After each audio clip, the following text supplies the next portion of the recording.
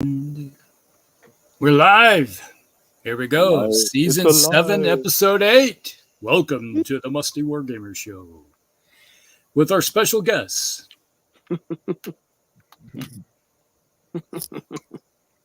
Palmer. You got people in the house already. Striker. Got the Mel. I haven't seen Mel since last Saturday. That's not too many days ago. No.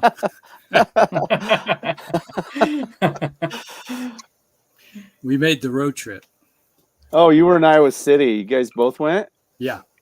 Yeah, cool. What'd you play? Battletech. Well, of course. Drink. Yeah. Stompy robots. Stumpy robots.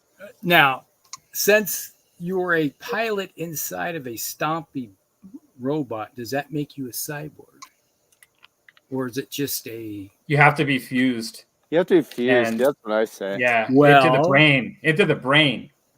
The word of gosh. Blake, the Wobbs, they have pilots that have been fused into their machines. But their brains? Yes. Okay, then I would say they're kind of almost like a cyborg. Yeah. They're hard, Okay. or hard boiled in. The Mechanicum are kind of Hard like, boiled. for sure, Hard boiled. cyborgs.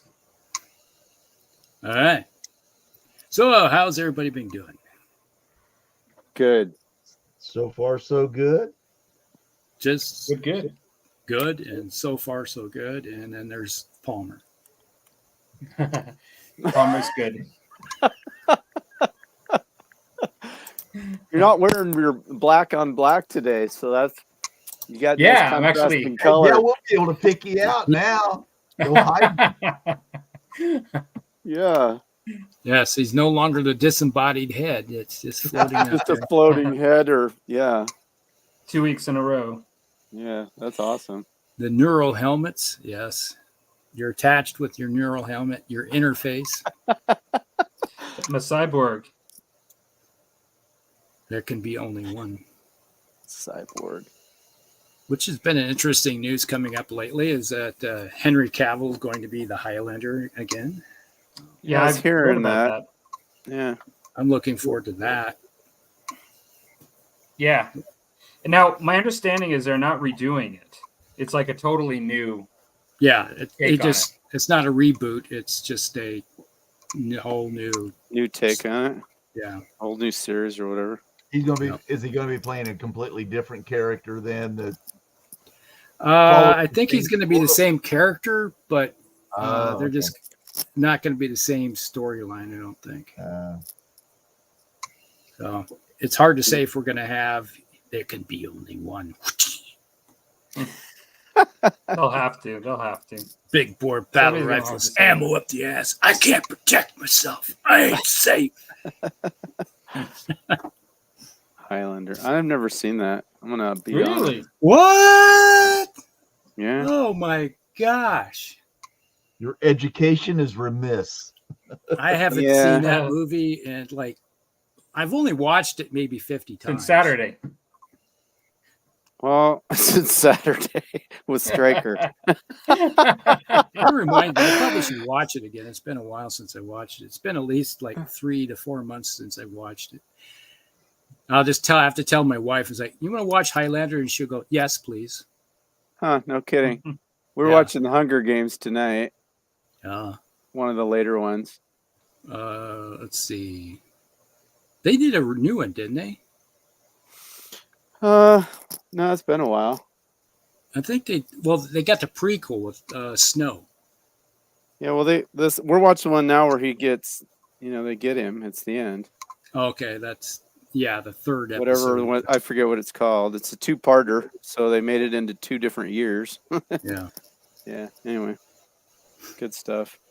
All right. So, who wants to go around the wheel of fortune and let us know what you've been up to in the last 2 weeks? Oh, I can go. All righty. Do it. Pikeman. That's all I've been doing. I've had a rough week. My mom was in the hospital, so I spent a lot of time with her. She had surgery, and so Okay. I just got one big unit of pikemen done just the other day that I've been working on for 2 weeks. So, but right now I'm working on my the cavalry, the Successor Kingdom cavalry. So, How far are you Nice. on that project, Tim? Or you got a long ways to get to where you want to be, or what? well, I still got a lot of stuff that I can paint for it, but I'm going to take a little bit of a hiatus from it after I do some of this cavalry. I got like, Mm-hmm. I think I got 36 cavalry I want to get done, and then I'm Okay. going to kind of branch off. I I'm really thinking somewhere in like Frederick the Great, maybe something Okay. in that time period. Oh, What? okay. 28 millimeter, I assume, right? That's what you do. Yeah, I'm going to look into it. I'm going to see what my options are. There you go. But after I take a break from this, I want to do like we said last time, guns, guns, guns. Yeah. I want to Yeah. do some guns. I want So to is that see lots and lots of black powder, right? Yeah. 7 years war, right? Yeah. Is that what you're talking about? 7 years war, right? Well, Frederick the Great and yeah, that sort of thing. That roughly in there. Yeah. The Cool. technology wouldn't have changed that much. So yeah.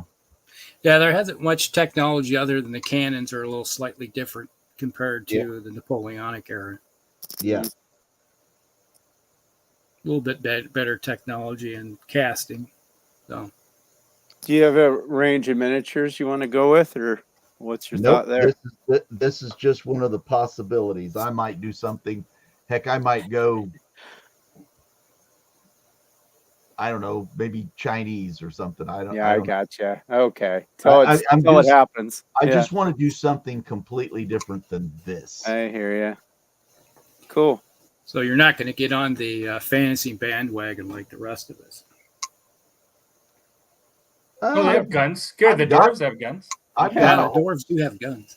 I, So I does have the a Empire. whole I got a whole Empire army. I got steam tanks. I got handgunners. I got all kinds of stuff. I do have those guns. You Yeah. managed to not sell it, huh? Because it seems like everybody used to play. Oh, they sold that way back. No, I Well- sold the only things I sold off. I sold my Tomb Kings and I sold my Beastmen, Oh, okay.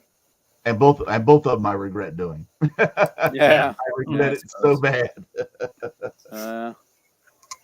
Which will tail into our Yeah. topic tonight at some point in time. Right on. Yeah. Yeah. There is that aspect of it all. Yep.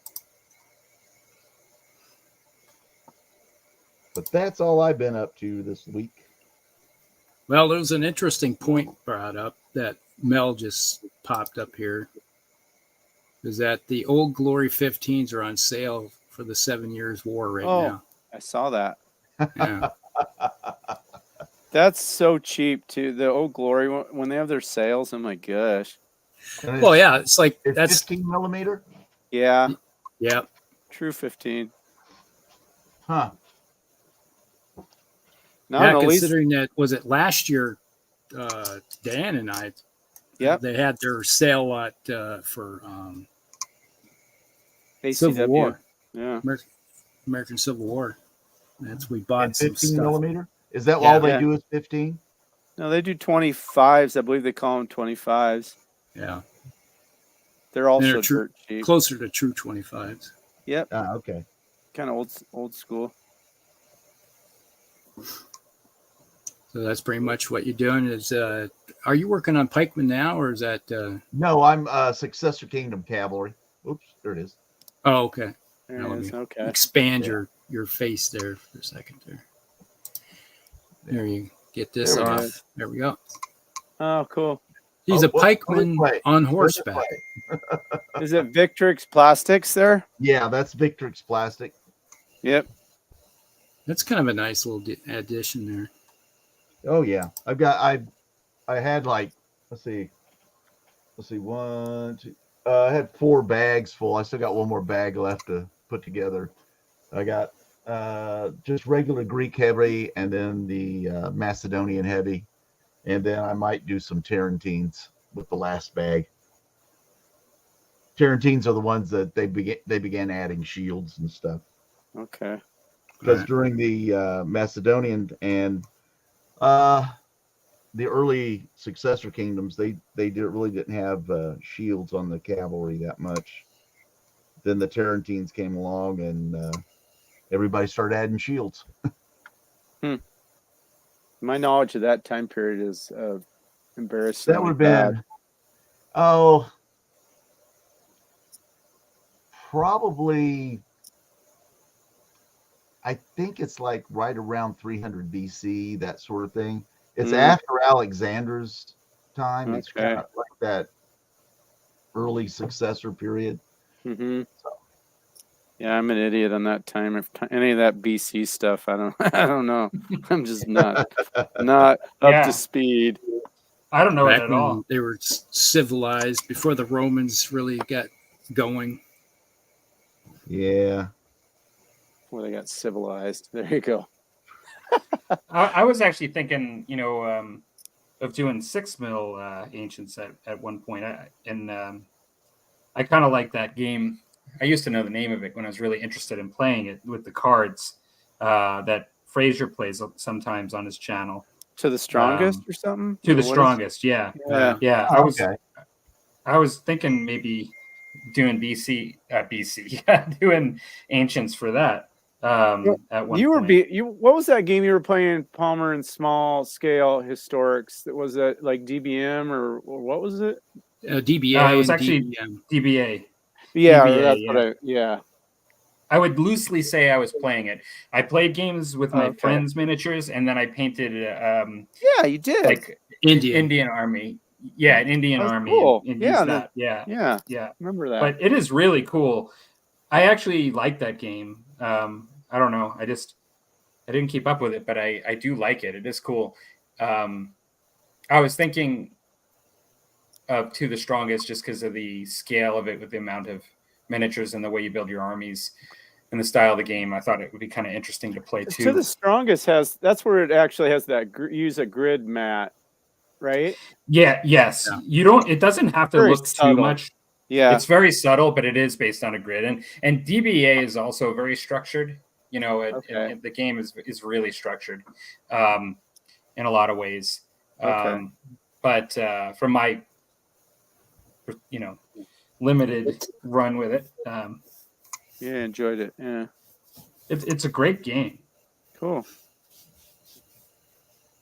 Yeah, it looks good. Fraser has had a couple battle reports over the last a few years or whatever, and I thought it was pretty cool, and it looked I don't want to say casual as it, but it gave me more of a relaxed feel with the lack of having to measure and roll all these dice, and it just I don't know. I like it. It played well. I remember being turned off when I found out how it was done, and I'd never even gave it a look until seeing his videos, and it is very intriguing.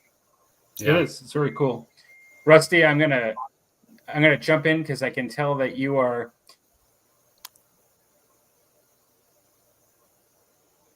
Palmer? We lost. Did we Palmer. lose him? It's cold I in think Canada. We lost froze. him. There he We is. lost- Was it me or Rusty? No, it's you. Yeah. Oh, it's yeah. funny. It was funny because my screen and Rusty's started to disappear, but yours guys is I could see and I could hear you talking. That was really strange. Anyway, all I was going to say is that I'm sure Rusty is stressed about getting the updates going and onto things. And so, do you want to go next, Dan, or do you? Yeah, sure. I had a fairly productive couple weeks. Had a few family issues going on that's slowed me down some, but big surprise. What does Dan do? He does the same thing forever. That's what I continue to do. Again, working on more Stalingrad terrain. So what are you working on there? Let's see. Yeah, here. This is what I'm working on tonight. This is again Nice. one of those kits that I put together. Okay. And it came in like, I don't know, I want to say it's actually probably 30 pieces or something to build this. Yeah. Not counting the little piece on the back. That's like an industrial lathe. And then that's some 3D printed piping that I got off eBay with a valve and stuff, just to add some industrial details. And then there's a second story that goes up on the top of it up here. But yeah, so I'm just starting to get some paint down on that. But I've got one of those Target fold out tables that's like 30 inches by 6 foot, and kind of laying out to see how much I've got. And I've got enough to fill that up. So I'm really coming along. I'm thinking over the next 2 months, if I stay on task, not that I won't be adding some small details and some variety, but I think I'll have enough to really have a really nice table. And then last winter, or maybe, at least last winter, a year ago, I found at Hobby Lobby, went into the fabric section and found, it was even on sale, just some fabric that was like different colors of gray, kind of blotchy and faded in and out. And it matches the grays I'm using for my rubble almost perfectly. Originally, when I got it, I thought I was going to go, I've watched some videos where people go in and paint on top of that with just acrylic paints and then iron in the paint to set it. And I still may do some of that, but I just set it out on the table because the table was white that I was sort of setting my pieces on just to see how the table was starting to come together. And I thought, well, I'm going to throw that cloth down just so it looks more like how it's going to really be. And I was like thinking that might actually just be perfectly adequate how it is. So anyway, so that's coming along nicely. And then I've been really resisting the urge to start painting my Bretonians some more. I think that's definitely what I'm going to do, either maybe in between some of my last few pieces here or when I get it done, just to add to that army. I did go on to eBay today. I've been watching. Originally I thought Saturday I was going to be able to get down to Omaha to some hobby shops, but had some family issues change around, so I won't be down there to look for a copy of the Old World Rules. But I went on to eBay this morning and found copy of the rule book, and it's one that came in one of the starter sets, so it comes actually in the shrink wrap. Is how they come in the starter set. And then on the back of it, shrink wrap to it, actually has that cardstock, I think it's a couple pages of kind of sort of a summary sheet, sort of a cheat sheet. And then the guy or gal was selling the templates and the scatter die, and it was $59 free shipping. So I thought, well, I'm not going to probably be able to do better than that anyway. And I don't actually own any of the plastic templates from previous editions. They're the same size, right? They're the same. Yeah, I understand they are. But so anyway, cool. So I thought, well, that's pretty reasonable. And then I did see that finally, then this evening, Miniature Market and a lot of the large online retailers have full stock now. Like Miniature Market showing 20 plus of the Bretonian starter set, 20 plus of the Tomb Kings, 20 plus of the rule books, 20 plus of the Ravening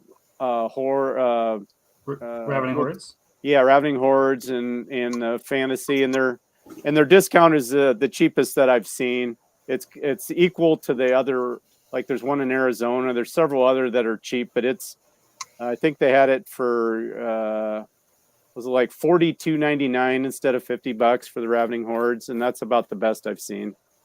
Cool. But anyway, so it's now in the retail chain a little bit better. Some of those that I think were shipping late from Tennessee with that snow issue, and I think that they're finally ice storm down there. Yeah, finally getting even though the local hobby shops were getting their stock in it, looks like the big retailers were just getting theirs out onto their websites here about today. It looked like so. Nice. And then I've been getting together with my older brother. Wednesdays is kind of our day, and we've been playing. He's a big board gamer, so we've been board gaming, and this January, each Wednesday, we've played that Heroes of Normandy game. And so that's a game I've got, and I've got tons of expansions for. So we've been having a blast with that. It's basically a miniatures game, only in board game format. And so we were doing the D-Day and beach landings the last couple of weeks. They've got 3 linked scenarios that you can play together, and depending who won, it affects what the next scenario, some parameters on the next scenario. So that's been a lot of fun. So that's been me, basically. That's what I've been doing. Still enjoying working on this stuff. And like I said, itching to kind of paint some medieval Medieval Dudes again. And then still wanting to try out the old world if somebody locally wants to play that, or if, if Rusty and I get together, or even if we'd play 5th or 6th, but at least have it be an option. All the buzz has kind of got me hyped about it again. They do have the made to order out. The first made to order shuts down this Saturday, and there was probably a couple Bretonian things I'm going to pick up off of there. Is it easy to find on the website? Yeah, just if you go to the Games Workshop website, just click on the force that either the Tomb Kings or the Bretonians in the old world section, and it'll show the made to order ones. Because they're at this point the made to order was both Tomb Kings and Bretonians.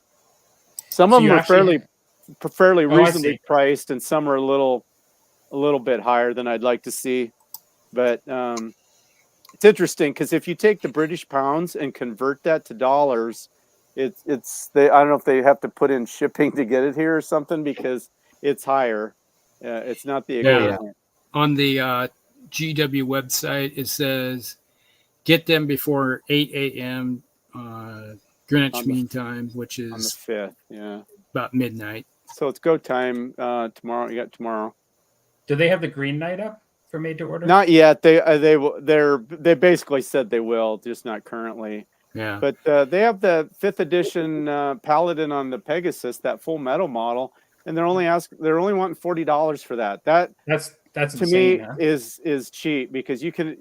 It was hard to find that even before they got before the prices started going up to get it for $40, and to get it brand new with all the parts. That was a good deal. And their Foot Knights, which are hard to find, are like $15. That's, for one miniature, that's too much. But most people, you're lucky to get one for, even a couple years ago, like $35 was a good price on that. So that was cheap. But Damsels of the Lady is actually kind of expensive. That's too high. That one's too high. And the other one that's too high are the those 3 6th edition standard bearer, and then the 2 lords. They're $32. And it's funny because all their pricing isn't the same. I don't know if there's more demand for some of those items, they think, or something, because there's that seems it's not all balanced, right? Yeah. In my opinion. But interesting. Having followed those Bretonian prices for really closely for about 5 years, I would say I have an idea. But anyway, they're available if you need them, and that's cool. Well, I'm waiting for the Orcs and Goblins. I'll be going into the Orcs and Goblins and getting stuff for their made to order release. Yeah, good for you, Palmer. I might try to give you a heads up so you don't miss it if by chance it's some time when you guys are doing something you miss it. You see they're doing the Marauder Giant, right? Yeah. I bet they'll charge quite a bit for that, but you know what? I might pick one up because I've always loved that. Never seen one in real life. Yeah, exactly. Can you guys see the shared screen here? I can see your shared screen. Yep. All right. So you can see the very first one, they got the Tomb King's Battle Standard Bearer that's mounted. I don't have I would like to get that one. And what is it? They have the other one. I don't have it. I hate to tell you this, but I just sold that mounted Battle Standard Bearer, I think. Like, how much did you get for it? 2 or 3 months ago. Hopefully more than 40 some bucks.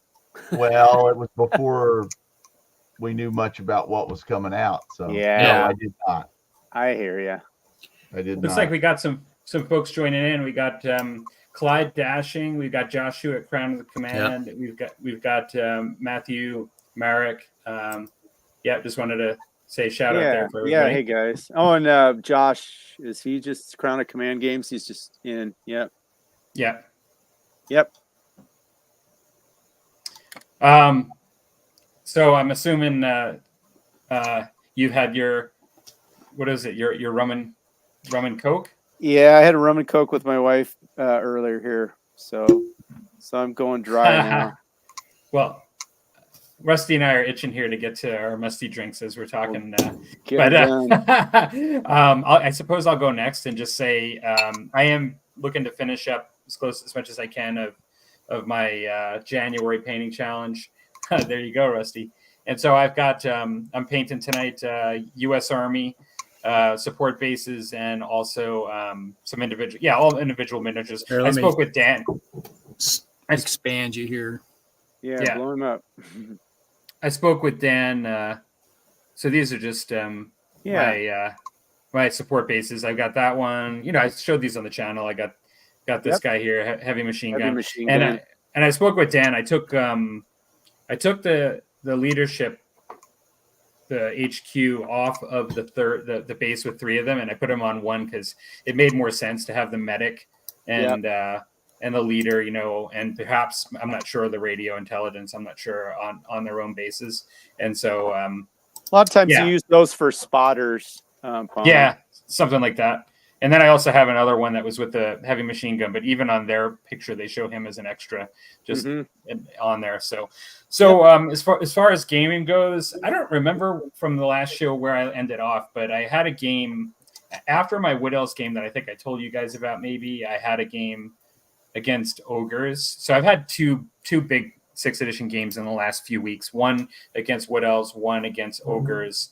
And then I had my first game of 40K 2nd edition. No way. And it was just a 500-point game just to kind of start working on the rules. I wouldn't call it a game in the sense that we were very much looking at it as a walkthrough with the rules after reading them. And so that was interesting. It was Eldar versus Sisters of Battle.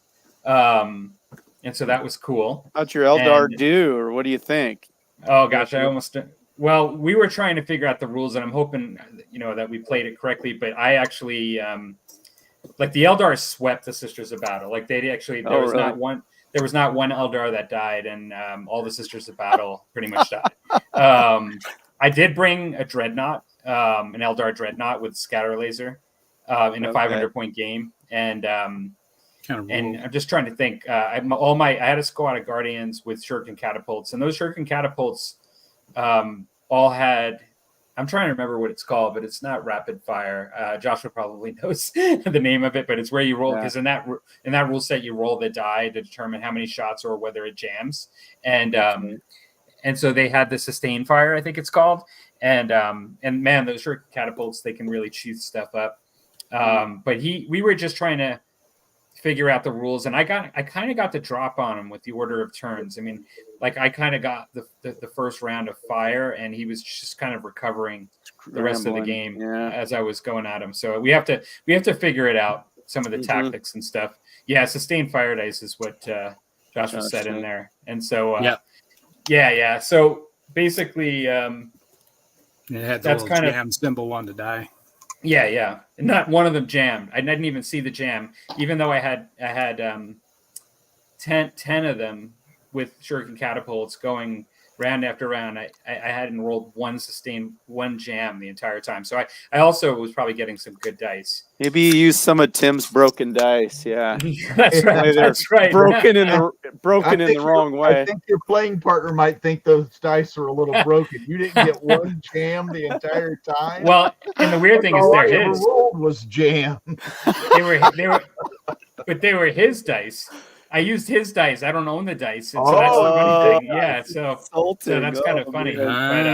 So he had his own, you were paying with his own loaded die, and he was getting hammered with Still getting hammered. So did you have your stuff fully painted, Palmer? Oh, yeah. I used the stuff you guys have seen years ago on my channel. So all my Eldar. Well, one is only 500 points on my stuff, but I used my blue and purple space elf pirates. And then I used I used a warlock that's also blue and purple from that group as sort of the leader. And then I also I used some banshees that I just painted that I had on the channel. I used the howling banshees. They didn't really get much into the action. I was running them up, and they were getting into position, but they never really quite got to where I wanted to. I got them to shoot with pistols a couple of times, but then the dreadnought just kind of came through and just chomping away, at a distance too. I didn't even charge him with his power glove or whatever, power fist. Crazy. He was just shooting his scatter laser and just chewing things up. But in any case, all that stuff I've had painted, except for the banshees that I painted recently a long time ago. Cool. I like this. I like this miniatures. This is just a battle. The old ones are really cool. And so I'm hoping the next game, like, we'll figure it out a bit better, and maybe it'll be a bit more competitive. Drink tonight is actually Rolling Rock to start, at least. Oh, okay. I got some Rolling Rock. Got myself a half a case, and I'm just gonna have some beer tonight. Okay. And that's me. How about you, Rusty?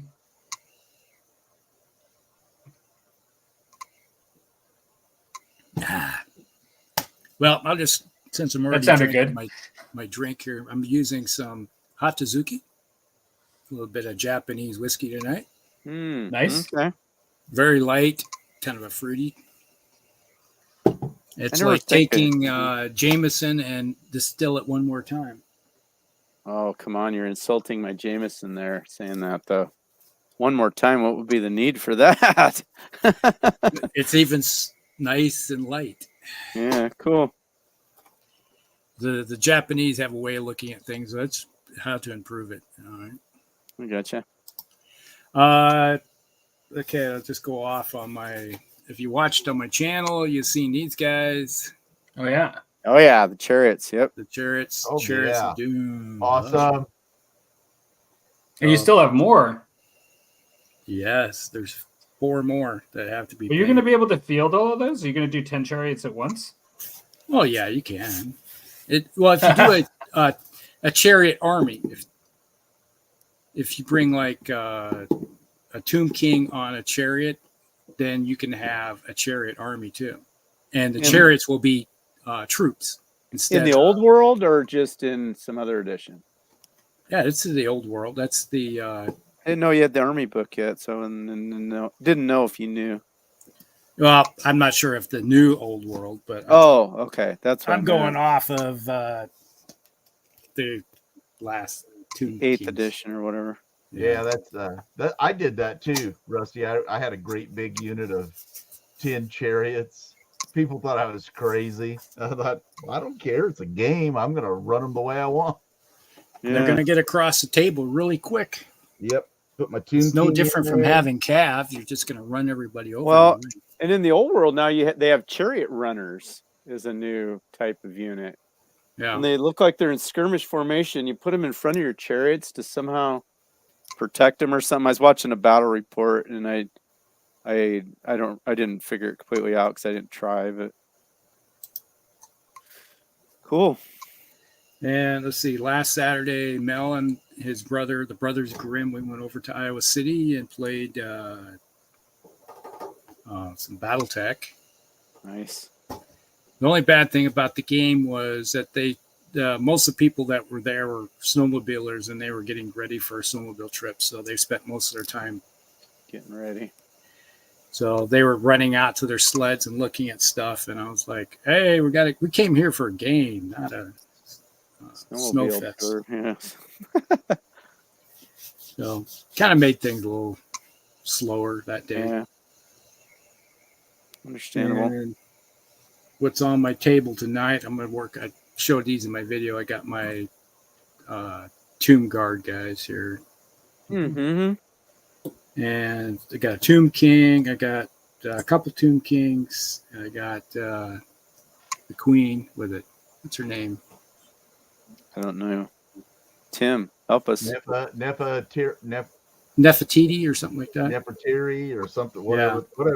It was some sort of amalgamation of the actual historical Nefertiti, but they called it something else. I forget. Yeah. Too many I got years. a Lich Lord too, so that has to be Cool. Do you have a lot of unpainted Tomb Kings, or are you getting about there?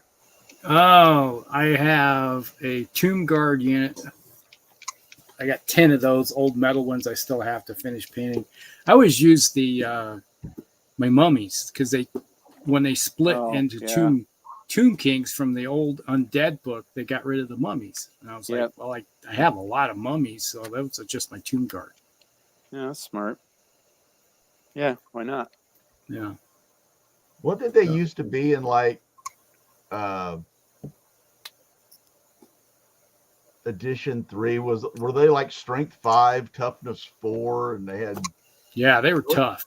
They were tough. They were the only thing that they were afraid of was fire. Yeah. Yeah, right. So yeah, that's back in the day. They would just get if they got a hold of a unit, they just beat it down. Yeah, they It'd were be pretty. like fighting a bunch of vampires Mm. equivalent. They were that strong.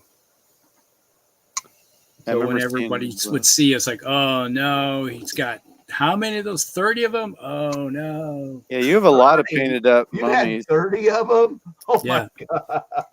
Yeah, I remember watching your video. You got like a ton of them. Yeah. Yeah. Which then when they turned and split the book into Tomb Kings and Vampire Counts and they got rid of the mummies, I was like, seriously? Yeah, they were completely taken out. They're not in any Yeah. list. Yeah. I'm like, you gotta be kidding me. So they got nerfed. I'm still using it. I don't care. Well, they can proxy whatever you want. You know, Yeah. or whatever. The grave guard, that's a good idea. Yeah, we got a few comments in here. I'm just going to whip through these real quick. We got Mel did pick himself up a Mars. Oh, no way. Mars Max 3D printer. Dude. Oh, nice. Yeah, score. I don't know why I Yeah. thought of a chocolate bar when you said that. Yeah, there's some growing pains with this.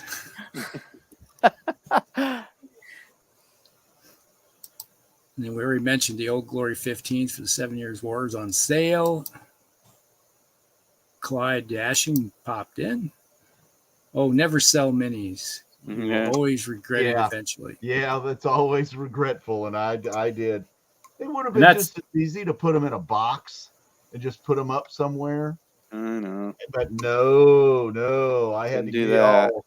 I'm angry, but people were offering me an awful lot of money for them. So Yeah. Oh, that's like when I sold what my ogres and my what was my other army I got rid of? Well, I did have some lizardmen. I got rid of some of what little lizardmen I have. I got rid of my ogres I had.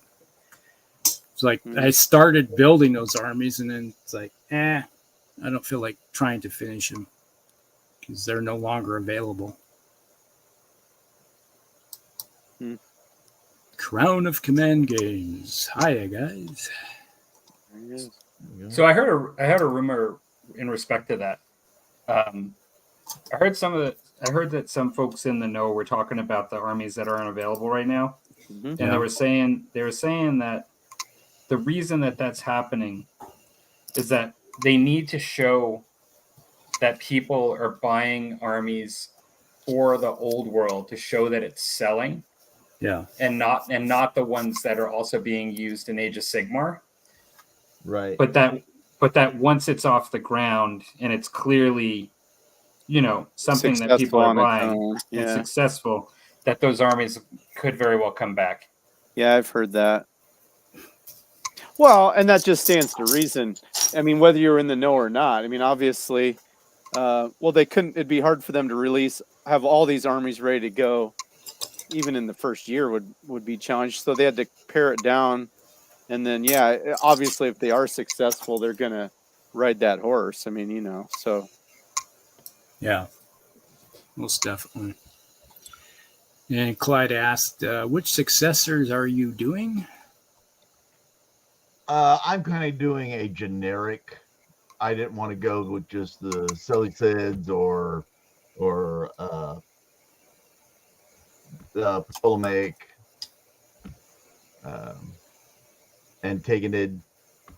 If it had to have a particular look, it would probably be Antigonid, sort of more Macedonian-esque than the Seleucids. Although I do have my seat-wheel chariots, which kind of give it that look of the Seleucids. So Seleucid, however you want to say it. Yeah. And Clyde asked, waiting out, or said that he's waiting out till the high elves to fill out the gaps in his old force. yeah. Yeah, There you it's go. like until they start releasing some of those old models again, it's like you're going to see ungodly high prices for the ones on eBay. Oh yeah. Oh, Yeah. What I I was already looking went. for, I had a Chaos Warrior Lord one time. Remember the old Molly Hatchet Yes. album cover? And they Yeah. had that model that looked just like it. I had that in metal, and I was at a store one time, and some guy bought it from me for an outlandish price, and I thought, well, I'll just get another one, and I never really ever did because it's one of those things where you kind of think it's always going to be there. Yeah. Mhm. And now I can't find a metal one of those to save my life. If I can find one of those in the resin, but I want the metal one. The Yeah. one Which that one weighs is that? about 5 pounds when you got it put together. It's Which like the model is Molly that again? Hatchet. He's sitting on the horse and he's got the The- moon axe. Yeah, the Oh, big okay. axe, and yeah, it's like Hmm. it's you know who Frank Franzinza are, right? Yeah. Frank, okay. Well, he did that art cover. Okay. Okay, that was one of his drawings, and and that's kind of where Games Workshop kind of took the pose of that model. Yeah. The And inspiration for I've sure. always been looking for it, and but I want it in metal. I don't want it in Yeah. plastic. I want it in Yeah, metal yeah. like I used to have. That brings up an interesting question. These made to order ones, are they metal or are they plastic? It Or are tells They're you metal. most of the Bretonian ones are all in metal. okay. Except for, of course, the 6th edition. It's metal rider and plastic horse, same as they were. All right. But not all the releases. So they're doing a mixture of releases. So the made to order, as I understand it, are metal, but there are resin releases, there are plastic kit releases, and there are metal releases that are not made to order that are meant to be stocked, as I understand it. Yes, And correct.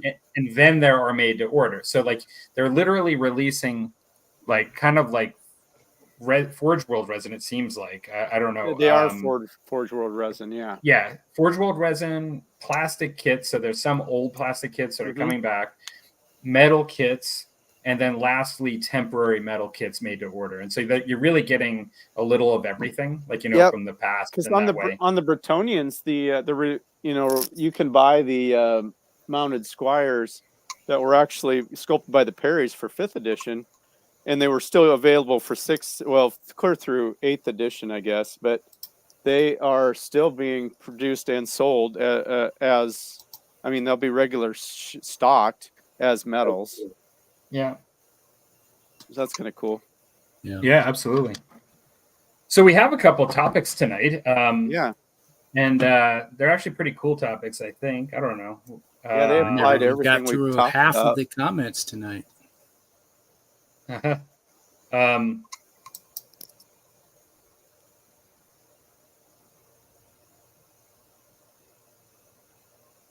Did he freeze up again?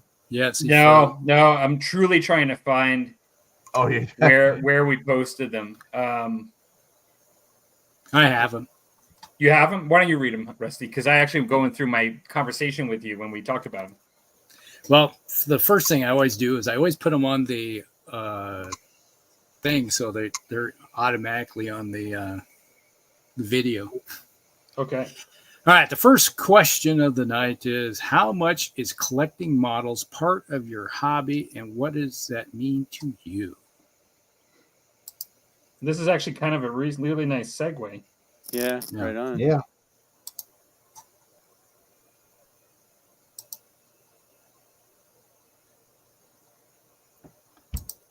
Who's going to go first? Let's all not jump in at once and talk over each other. Yeah, I know, right? Okay. Tim's like, "Are you there, Palmer? Are you there, Palmer?" Yeah. I'll go first. All right. To begin with, I was never a collector. I was always a player first. Yeah. I would play with blocks of wood to play the game if I had to. I mean, that was my mindset. But see, when I first started actually painting models for real, not back in the beginning where I just slapped paint on, just throw stuff on the table. I had no idea when I very first started what I was doing. When I very first started, my job was really stressful. And this was getting into the hobby room and painting to put stuff on the table was my moments of zen. You know, they they were cherished moments because I didn't have that much time. I figured if I got 5-10 minutes, maybe a half hour to throw some paint on a model, it was just decompression time. It was beautiful. But now that I'm retired, my whole hobby has a whole different place in my life. It's changed. I'm not under that kind of stress anymore. I'm kind of more relaxed in my life than I've ever been. So Mm-hmm. I'm not all competitive in the stuff, and I'm much more relaxed. So I think I'm slowly transitioning into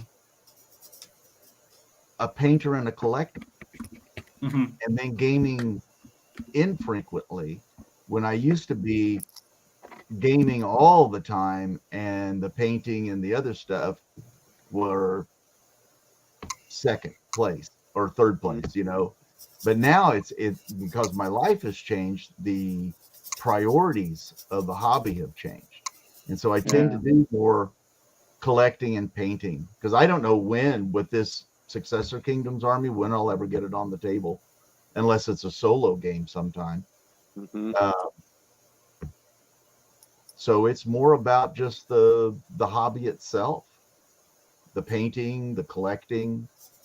I am always looking for some different models to add now, other than when I used to. I just, if I needed a command model, I would kit bash something and go, there he is.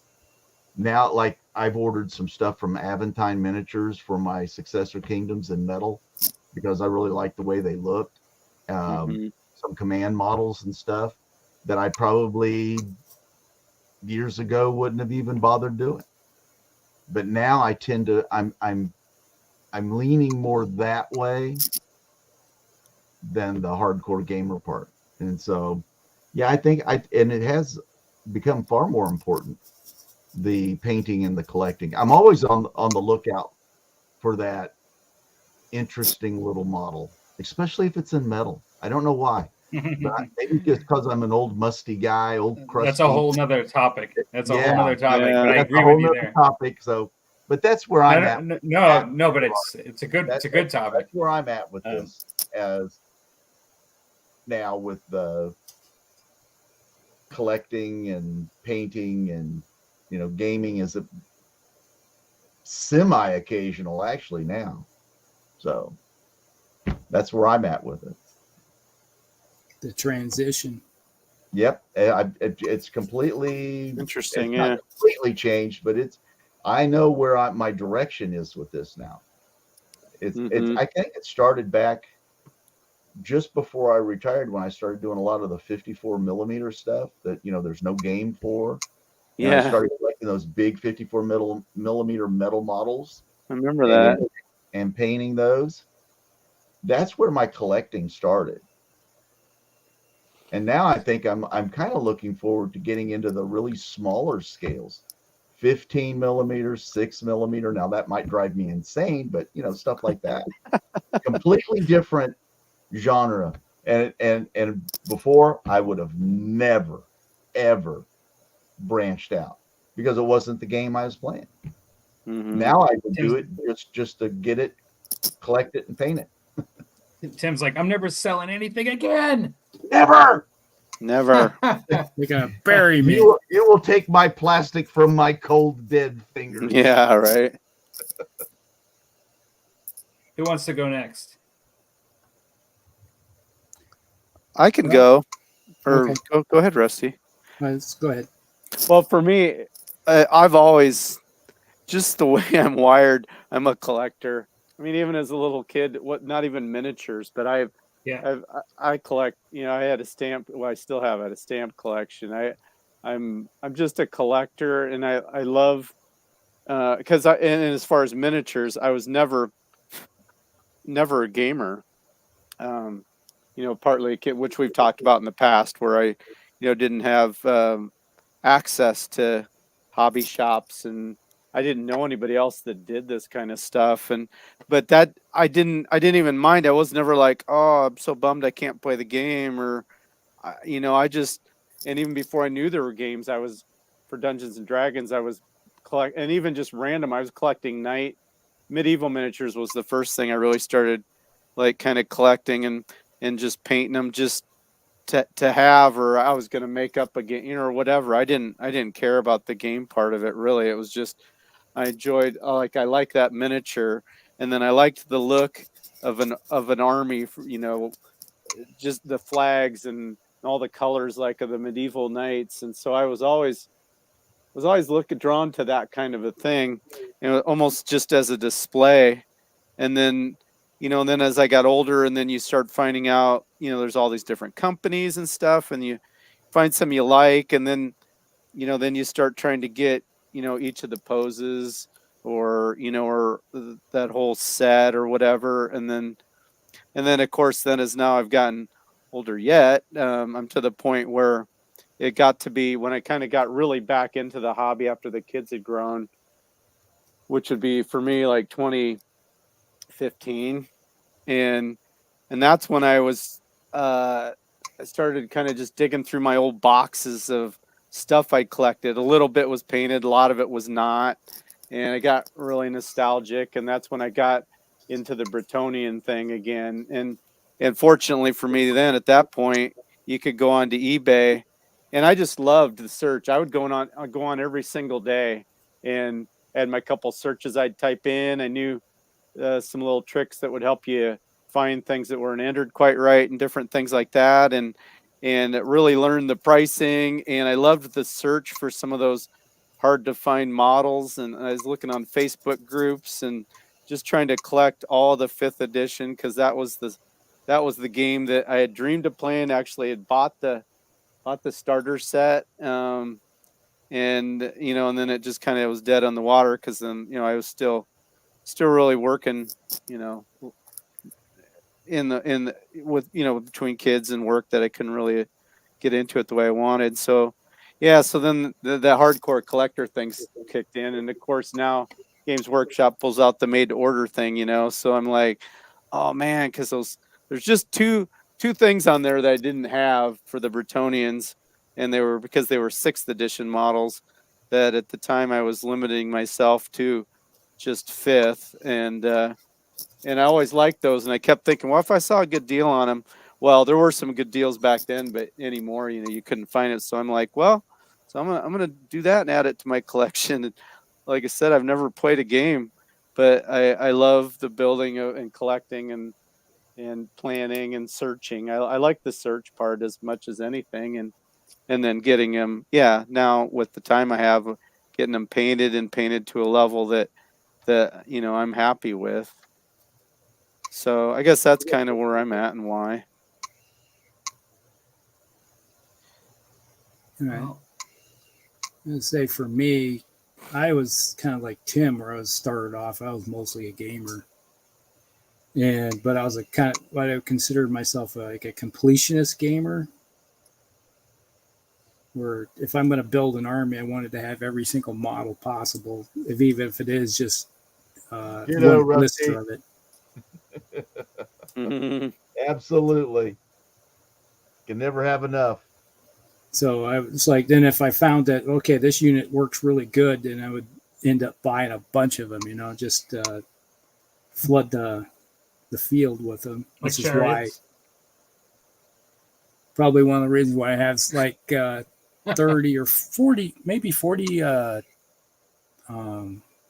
witch elves. Wow. Yeah. The murder wenches. In the same way with the murder mummies, it's like, oh, these things work really good. I'm going to have a bunch of them. I have a million of them, yeah. And I will destroy my opponent. And hear the lamination of their women. Yeah, I got a bit of the completionist thing too. It's like whatever I'm collecting, it's like, well, then usually I'm collecting it because I like 90% of them or 98% of them. There's always those few that I don't particularly care for, but I have to have that in the collection. Yeah, you want to be complete. Yeah, and then when the stuff gets, all of a sudden, if something's not available anymore, or it's no longer supported, or a company goes down or something, like, oh man, I better get those bought up because I may never be able to get that stuff again. Yeah. learned my lesson there. You know, it's like you better get it when you can, because some of that stuff you never know. All of a sudden, you can't get it. Yeah, it was really hurt hard was when Games Workshop nuked Fantasy, and a lot of the models that you were like, oh yeah, it's like they're just readily available. You can just get them anytime you want. All of a sudden, everything just dried up overnight, literally. Yeah, well, and that's what I heard about people when it went out. Then some people did the opposite. Some people were unloading or burning or giving away their armies, and other people were like buying up the stuff because it's like they were at the right stage of their life or whatever. It wasn't like, well, they were thinking it was an investment, but they were just wanting to get in, and finally they could get these minis that they could never have, and bought up all this stuff for cheap, but it just depended on what side of the fence you were on there, if it was an opportunity or a amount. Yeah. So nowadays I'm similar to sort of a collector now, but I'm not necessarily. I'm a collector of old stuff. There's a lot Not of antiquities. Yeah. Antiquities. Well, I have a lot of it already, so I don't have to go hunting for it. Yeah. Miniature antiquities. Yes. So it's interesting because there's the process of collecting, which you guys have talked about a bit, like, Dan talked about the eBay and this and that. And then there's collecting, like you talked about with like the stamps and stuff. I kind of think about it. I mean, I like collecting a future project that you may never do, like, but the idea of actually collecting a future project is fun. And I've done that now, like with like basically a Zinch Thousand Sun style 40K Rogue Trader 2nd Edition force, as well as High Elves army that I would say is probably a mixture of primarily 2nd through 4th edition models, I'm guessing, and for a future project. And but the thing is that I have models too that are just models that I have that I might have thought I might do something with, but there's like a little unit and I just really like having them, even though I may never paint them. They're like old miniatures that you pull out and you're like, yeah, I've got these. I love these. Cool. So I have some like I have some bugbears that are old bugbear metal miniatures that I really love. Like when I saw them, I just love them. And I have like some of the miniatures that I associate with in the very early beginnings of my hobby in the late 80s, but before I really got into it, but I was starting to get exposed to this, was the Judy Guthrie's fantasy miniatures, which I really like that sculpting today. Like I look at those miniatures and I just really like them. And so what I've kind of come to realize as time has gone on, even though I will use some of my old miniatures that I'm not going to use to trade for ones that I'm going to use functionally, like in an army to play, like, and specifically like Beastmen or, like the Chaos stuff I'm doing now. I still have a lot that I probably will never sell. And I think of collectors, like I do listen to vinyl records, but I don't consider myself a collector. Like I don't go out and buy a particular release pressing of a vinyl record from a certain year, and then never play it, or somebody that has like a car that, they buy, that's a vintage car that never gets driven, you never drive like I'm not a collector. I'm not a collector of like vinyls like that, but in some ways having like miniatures where they're old miniatures that you collect that you like and you may never paint them or use them, I don't see that as any less authentic as having any kind of collection, like you were saying, Dan, like a stamp collection. Some people think that, miniatures should be painted, they should be on the table. Maybe that's true, but there's no right answer there. That's yours. I mean, you're a keeper of historic artifacts if you have one that's unopened. Miniature antiquities. Right. I think it's like having a Star Wars figurines from the first Star Wars movie still in the package. Yeah, there gets to be less of that all the time. Well, and some of the ones that I have are not even ones that are sealed in a they're sealed. Like they're just truly ones that have been painted and stripped, but they're just metal miniatures that are really cool. Yeah. Hard to find. Um, Yeah. yeah, and hard to find. And I, for some reason, sometimes so maybe this is like that feeling of being like a kid again, but Mhm. sometimes when I go to my miniature collection in my little bins and I go through them and I pull stuff out and I look at it and I haven't looked at it in a while, I just start to Oh. feel better. Like Yes. I actually I just like start to feel good. Like Yeah. I don't know why. I I know. look at it, I just start to feel good, and then it's like, oh, this is like my little, I don't know how to describe it. It's like this No. is my little treasure chest. It's it. You're not wrong. It's like I'll open up the thing and you might as well see gold light on my face, right? It's like Yeah. Let me ask you this, Absolutely. Palmer. Do you have like a one, a certain one, or certain line or something? What's your like prized possession like in miniatures like that? Because I have one. Well, I mean, Or do you not have one like that where you're like, there is some that are based on what other people value them at, and I kind of talked to you about those Marauder ogres, like in the yeah, last show, like those individual Marauder ogres, and like those are I like them. They're really cool, and I also know that they're among some of the ones that I have that are pretty valuable. But then I have some that are just kind of valuable to me, and I guess maybe I should just grab a couple, like as we're just kind of doing stuff. I'll just grab a couple that I'm talking about that I didn't show last time that I really like.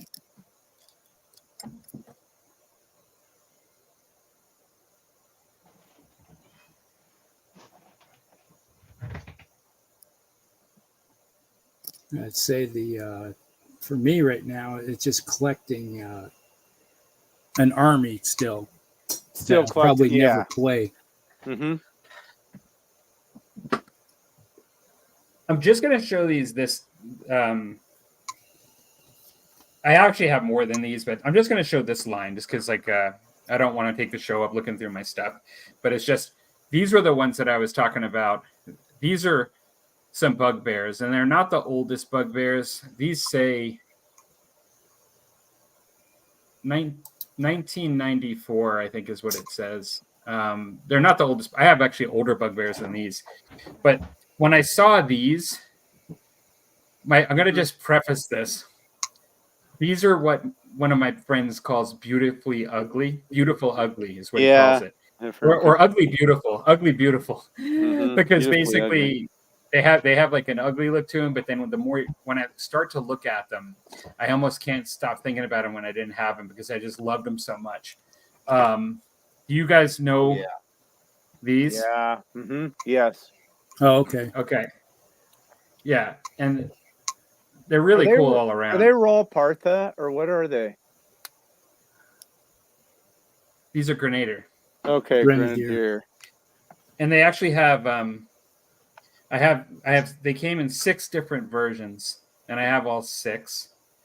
So I have like this guy here who's got like an axe. I know that the lighting here is not the greatest. Yeah, but I get the idea of that. Yeah. But I have all 6 of them. And I always thought, like, if all I ever do someday is paint these just to have them like in a cabinet, yep, I'll be happy with that. Like I don't really care if I ever use them, Did you get them? You didn't get them all in one set or something. You collected them over time or what? Well, I was lucky because they do sell them in sets of 3, and there's 2. They come in 2 blister packs of 3 specific ones, and so like the 6 of them are split in half, and you can get the one blister pack or the other. And I did get them in their sort of original format. I got one of them in a blister pack, and I did actually open it, I guess, and I got the other one loosely, but the right ones I needed. Huh, so cool. Good for you. Yeah. And so, Rusty, you can free me from full screen now. I feel like. You wanted you're full screen. It always feels like such a score when you find something like that, Palmer, when you're looking for it too, Well, yeah, and they're not the most valuable, those 6 in general. Like they're not the most, like you don't, like when you look them up, they can be pricey, but they're not. They're a bit rare, but they're not Like I have some The other most sought after, yeah. bugbears that are even more sought after those. I'm planning on using those. I've been saying this for a long time. I think I've even said it on the show. I'm planning on making each of my daughters like a little glass dome with a scene, like, Oh yeah, yeah. and basically I was going to use some Julie Guthrie miniatures for that, and then I Cool. actually have some ogres that would go with it. These ones are not going to be part of that, but I do have some of my collection that I'm going to be losing for that purpose, but I think that's a good purpose though. Cool, that's awesome. But yeah, the collecting. So I think for me, I do consider myself a bit of a collector now at this point.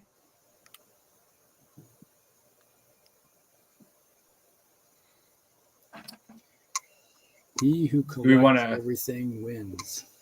How are we on the comments, Rusty, before the next topic? Should we Well, we got a bunch of comments that we never got to. Better catch up. Have you guys Give me seen a this? second This here is the to kind of the finish this. 54s that I like to do. These big metal Oh. ones. Oh yeah, Oh, yeah. man, Yeah. Whoop, let me go this way. There we go. you got to Oh, yeah. assemble I've that. got I the assume. right- You know, I've had him sitting on my shelf for a while, been looking at him, and maybe eventually put some paint on him. But I don't know, Yeah. just having it. It was just one of Oh, those things, absolutely. Yeah. Yep. you know, there's nothing I'm ever going to use him for, Mhm. but just to have it. Just Mhm. to have it. Have it and paint it. And I've got as I've painted about 24, 25, 54 millimeters. Old Gaelic models Wow. and some Vikings, obviously, because that's like on the model that's on my my YouTube channel as the picture. Yeah. That's one of those 54 millimeter models that I painted. Mhm. Yeah, I remember when you started doing some of those. It was like right before you were retiring, wasn't it? Somewhere in there. Yeah, that's when I very first started with that. And Yeah. it's really kind of one of those things, my kind of a go-to cathartic sort of thing when I'm doing a big project like this, To break to it walk up. away from it and then just focus all my energy on this one particular model, kind of like Mhm. Rusty does with those, those great big superhero models that you do. Yeah. Yeah.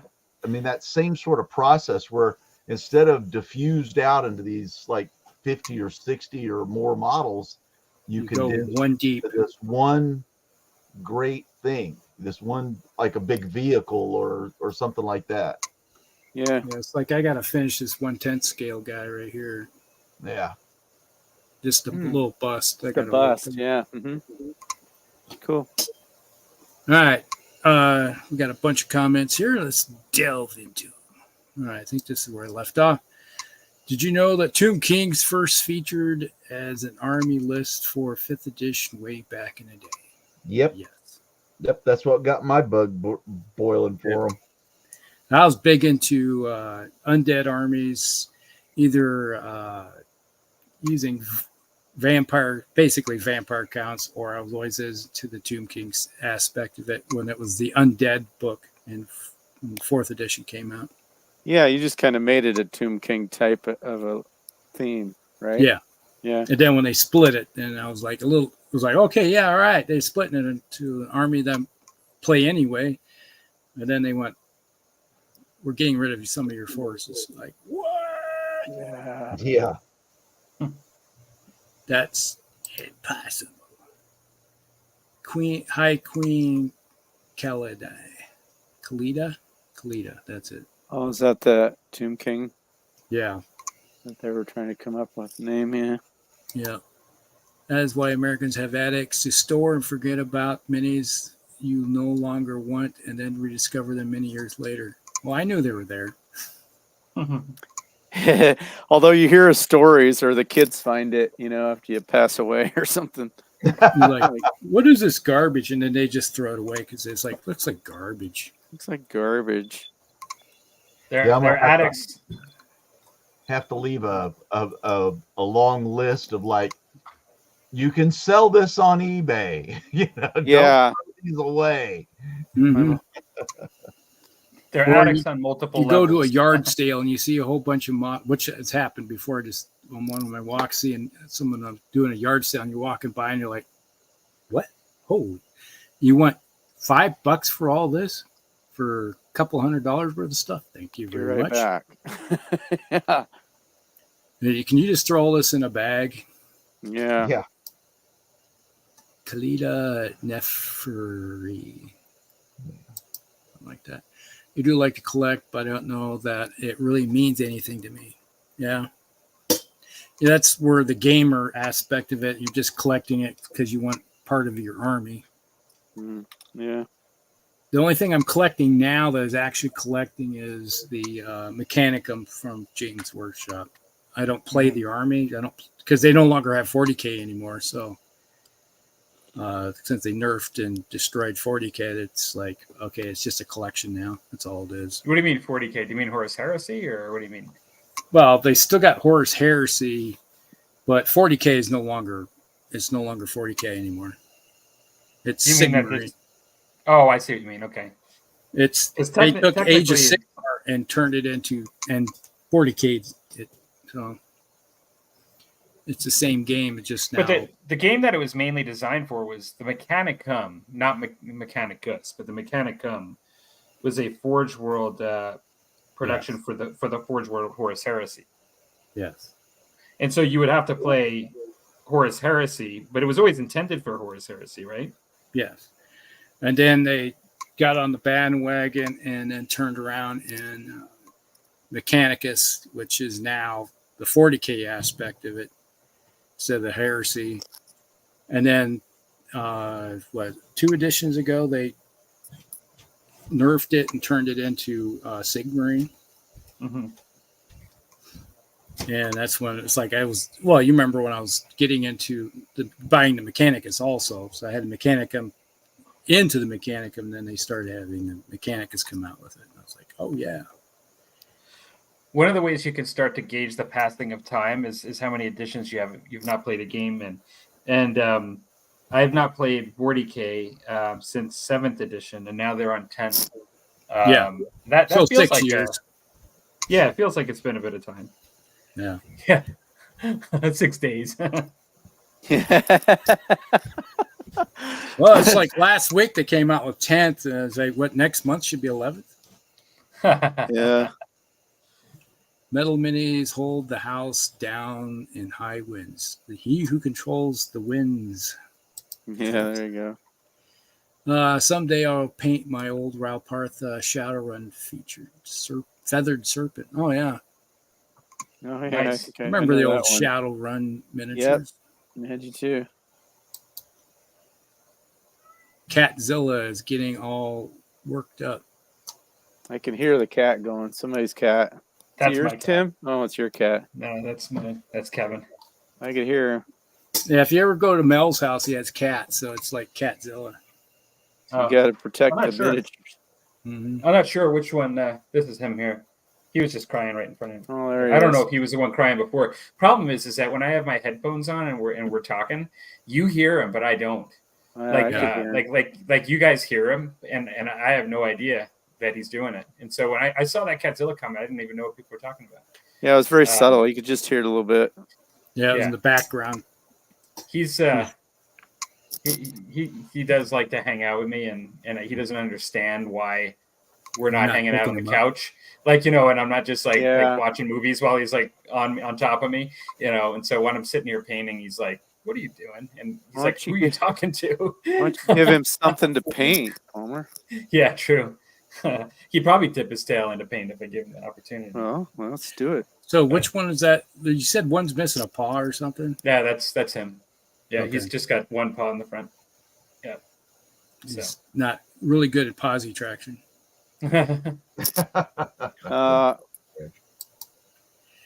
Grenadier minis are feel-good old minis, yeah. I remember my first Grenadier models I got were probably 1980. Yeah, mine were in the 80s. Yeah, I'd say when we were playing, maybe it was 81. Might have been 81.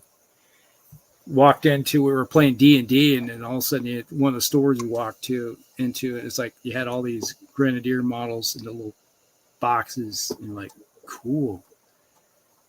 We bought a bunch of them and learned how to paint. All right, evening, gents. I'm sadly not painting minis tonight, but I am working on Affinity Design, Adobe Illustrator, alternative for the uninitiated. Huh. Ryan. Huh. And hello. Oh, the Robe is in the house. All right. Hey, there he is. Good seeing you all. You're definitely painting and making progress. Look at you all. Yep. Actually getting something done. Yeah, it's scary. We're attacking the pile of shame. Yep. You got it. All right. So we've caught up with all of the comments. However, we're redefining the pile of shame as collectors as something else as of tonight. There you go. Yeah, that's the thing. Now it's the golden treasure trove. The golden treasure trove. Well, I'm definitely not one of those collectors, though. That I'm not. I'm not afraid to like open my. I'm not one of those kind of. I don't look at it that way. Like I got to keep it new in box or. Oh yeah, I'm not looking to resell. Plus the blister. Yeah, I'm not quite. I want to paint them. That's my goal. Yeah, my goal is to paint them, but if I don't have like a reason to, and I end up doing something else, and the fact if it sits there for years, I'll still kind of be happy with it. Oh yeah, I mean, I'm not disappointed if I don't get it, and I'm always happy to have it. Especially if they're somewhat hard to find. I mean, like you couldn't just get one you can't go to the store. Obviously, the stuff mostly what I buy is old vintage stuff, and I'm happy to have it in my stash because all of a sudden, then like when I do go back to my Bretonians now, I've got basically I've got a ton of stuff right there that I've collected that I can start working on again. I love that feeling.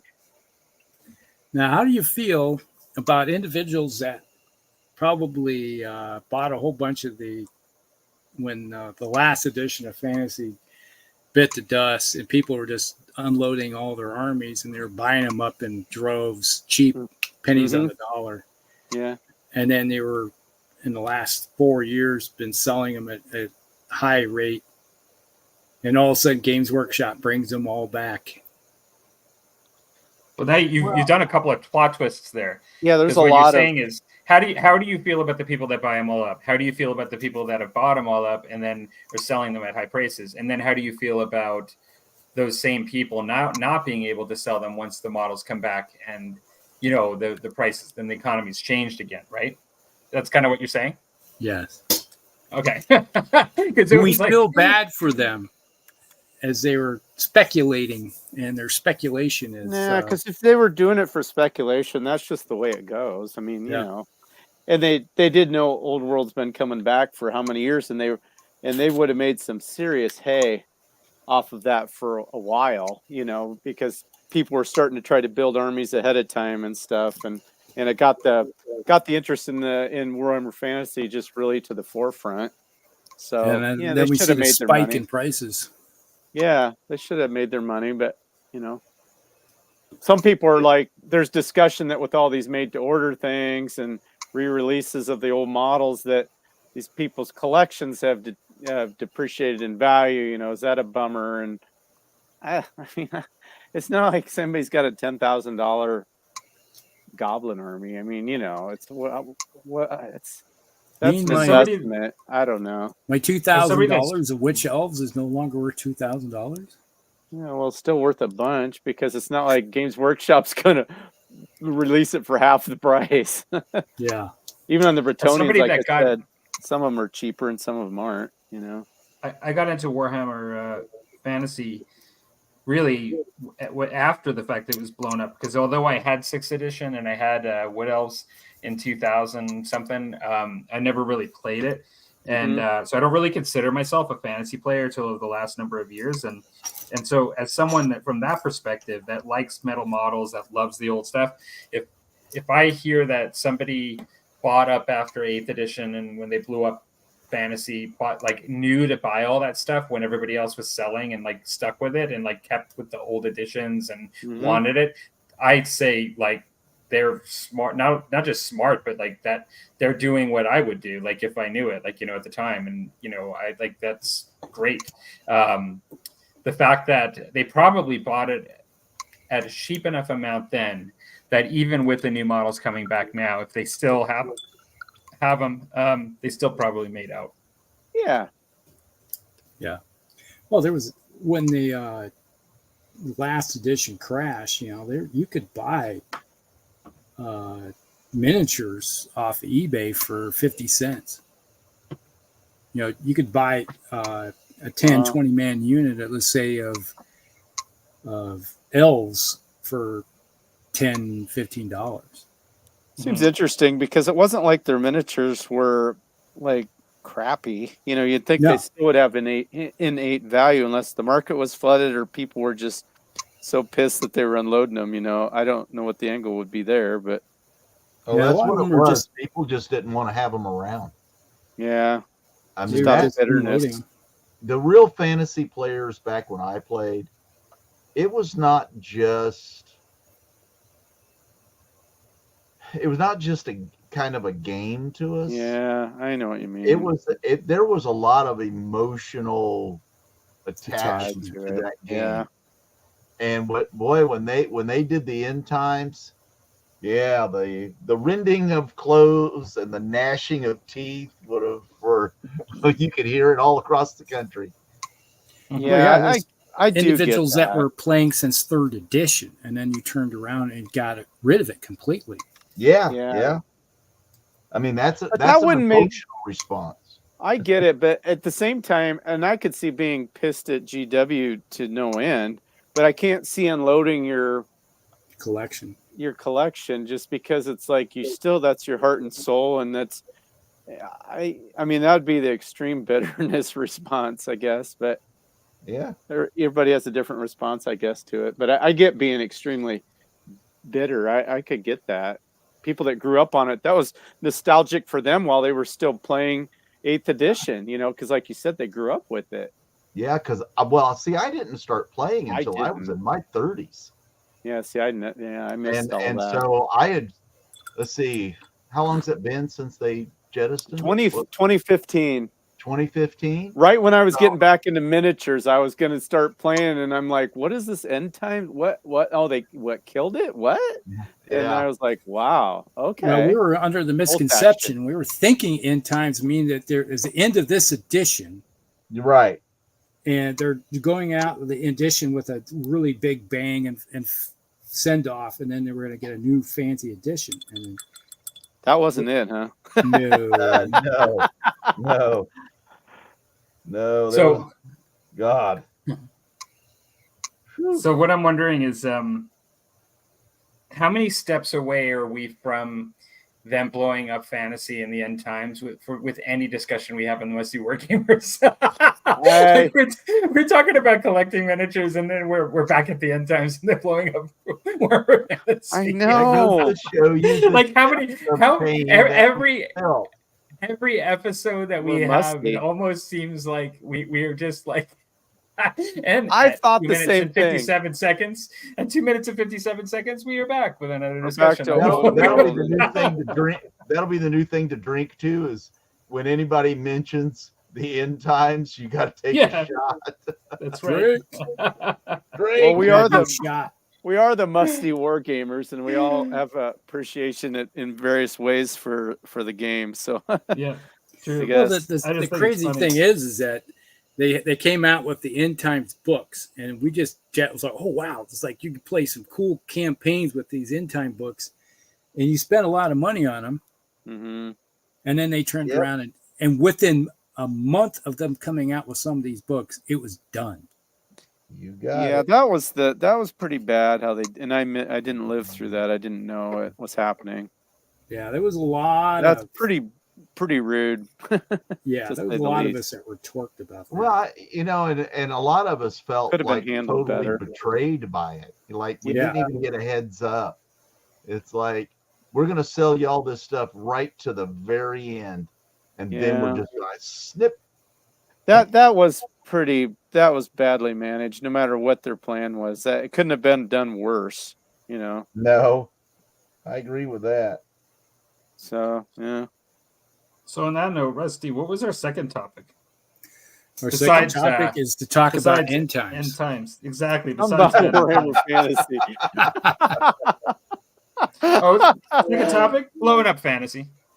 Hey, our second topic of the night: online communities and how much do you participate and how important are they in your hobby life? Most important during the end times. Yeah. Where were you during the end times? Where were you? I was there on my front porch, whittling away. Oh God. Which therapist did you use during the end times?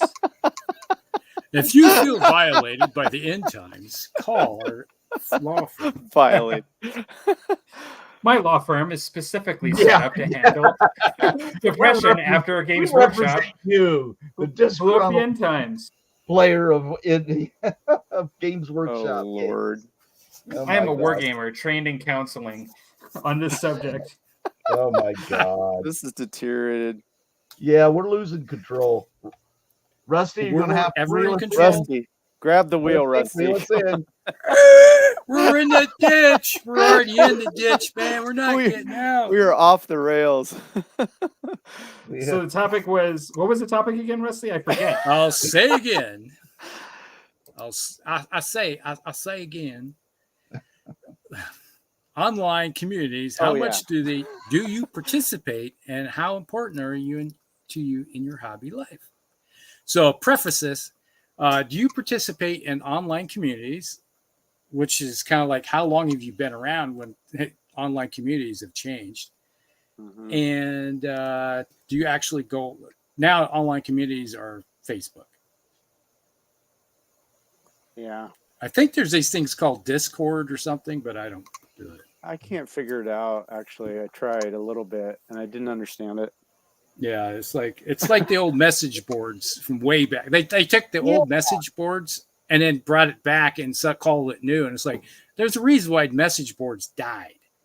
It sounds like, though, it's a way, I don't know. It sounds like a way that you can actually talk live to a bunch of Yeah. people. yeah, You can get a Discord group going, but I tried to join. There's the one for the Crown of Command or Warhammer Fantasy something. I couldn't figure it out. I'm an idiot, I guess.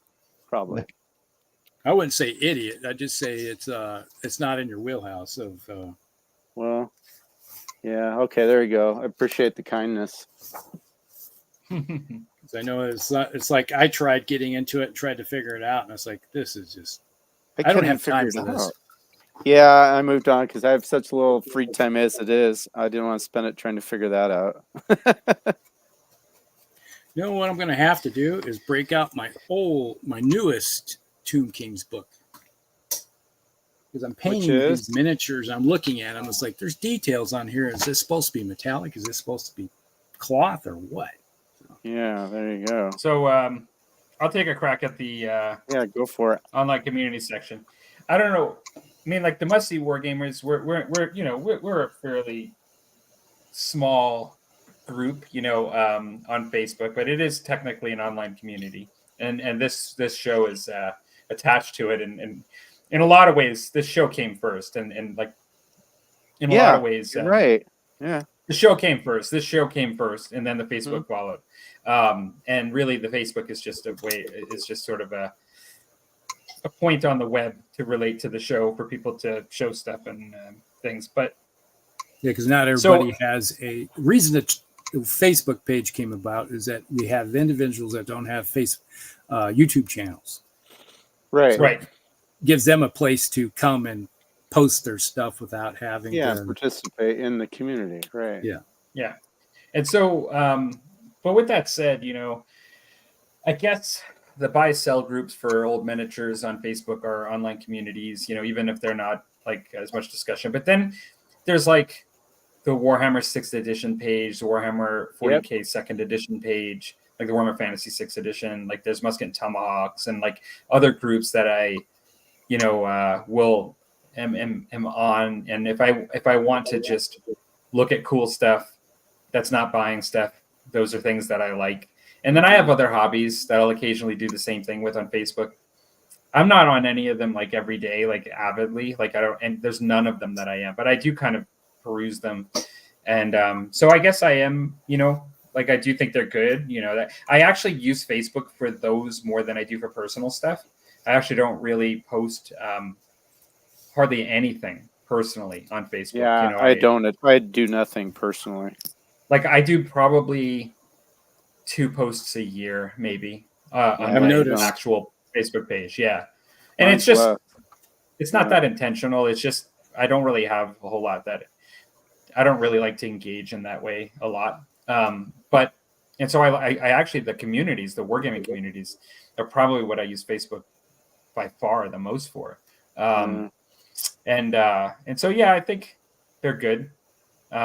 It's great in particular if you don't have a lot of people around you and stuff, and you want to kind of share your hobby with folks, engage, then it's pretty good, I think. Mm-hmm. And so did the question say, what does that mean to you or something? Or is it just, you participate and what does it mean? Does it have value to you, I guess, basically? Yeah. Like I would say it does have value to me. I get a certain amount of news, and like things from it and that I don't get locally. And I probably, although like I have a small group of people that I play games with locally, but then I don't really participate nearly as much as I could locally because there's a big gaming community in my city.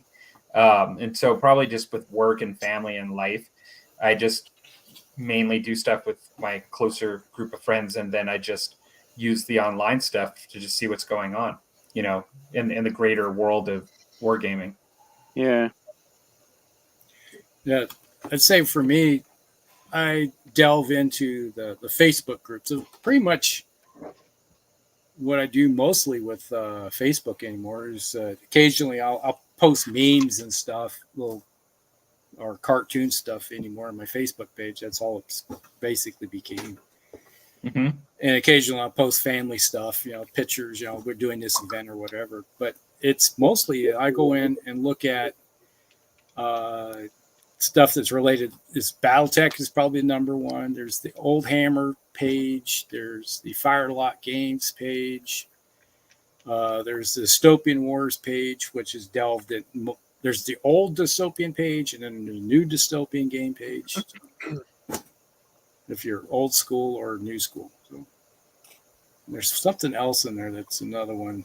Oh, we still have the not that it ever sees much use, but there's the Land of the Free one. There's activity on it every once in a while. Yep, I noticed that. Let's see, there's the 15 mil, the battleground, what page I go to and spend time on. But yeah, that's it. So does it have value to me? Yes, because you see what other individuals are doing, painting, campaigns they may be doing, giving you ideas. And that's one thing is like I like about it now is I see what people are doing for like paint schemes for their mechs. Instead of having to constantly, because there's one page, battle community one where, what's the name of it? It's related to Sarna, Camel Specs. I met the guys from Camel Specs at the conventions, but if you want to know what the paint scheme of a specific unit, then you go there. But a lot of times it's just easier to see individuals that are painting a unit up and it's, this is the second Sword of Light, or this is this unit. It's like this paint scheme I got right here, that this green white one I have for this mech, which I started painting this. I got a bunch of mechs on the table now, which I'm going to go with that paint scheme. I just found it on the painting and customs, BattleTech painting and customs page, and I was like, oh, I like that. That looks cool. I'm gonna go do some of those.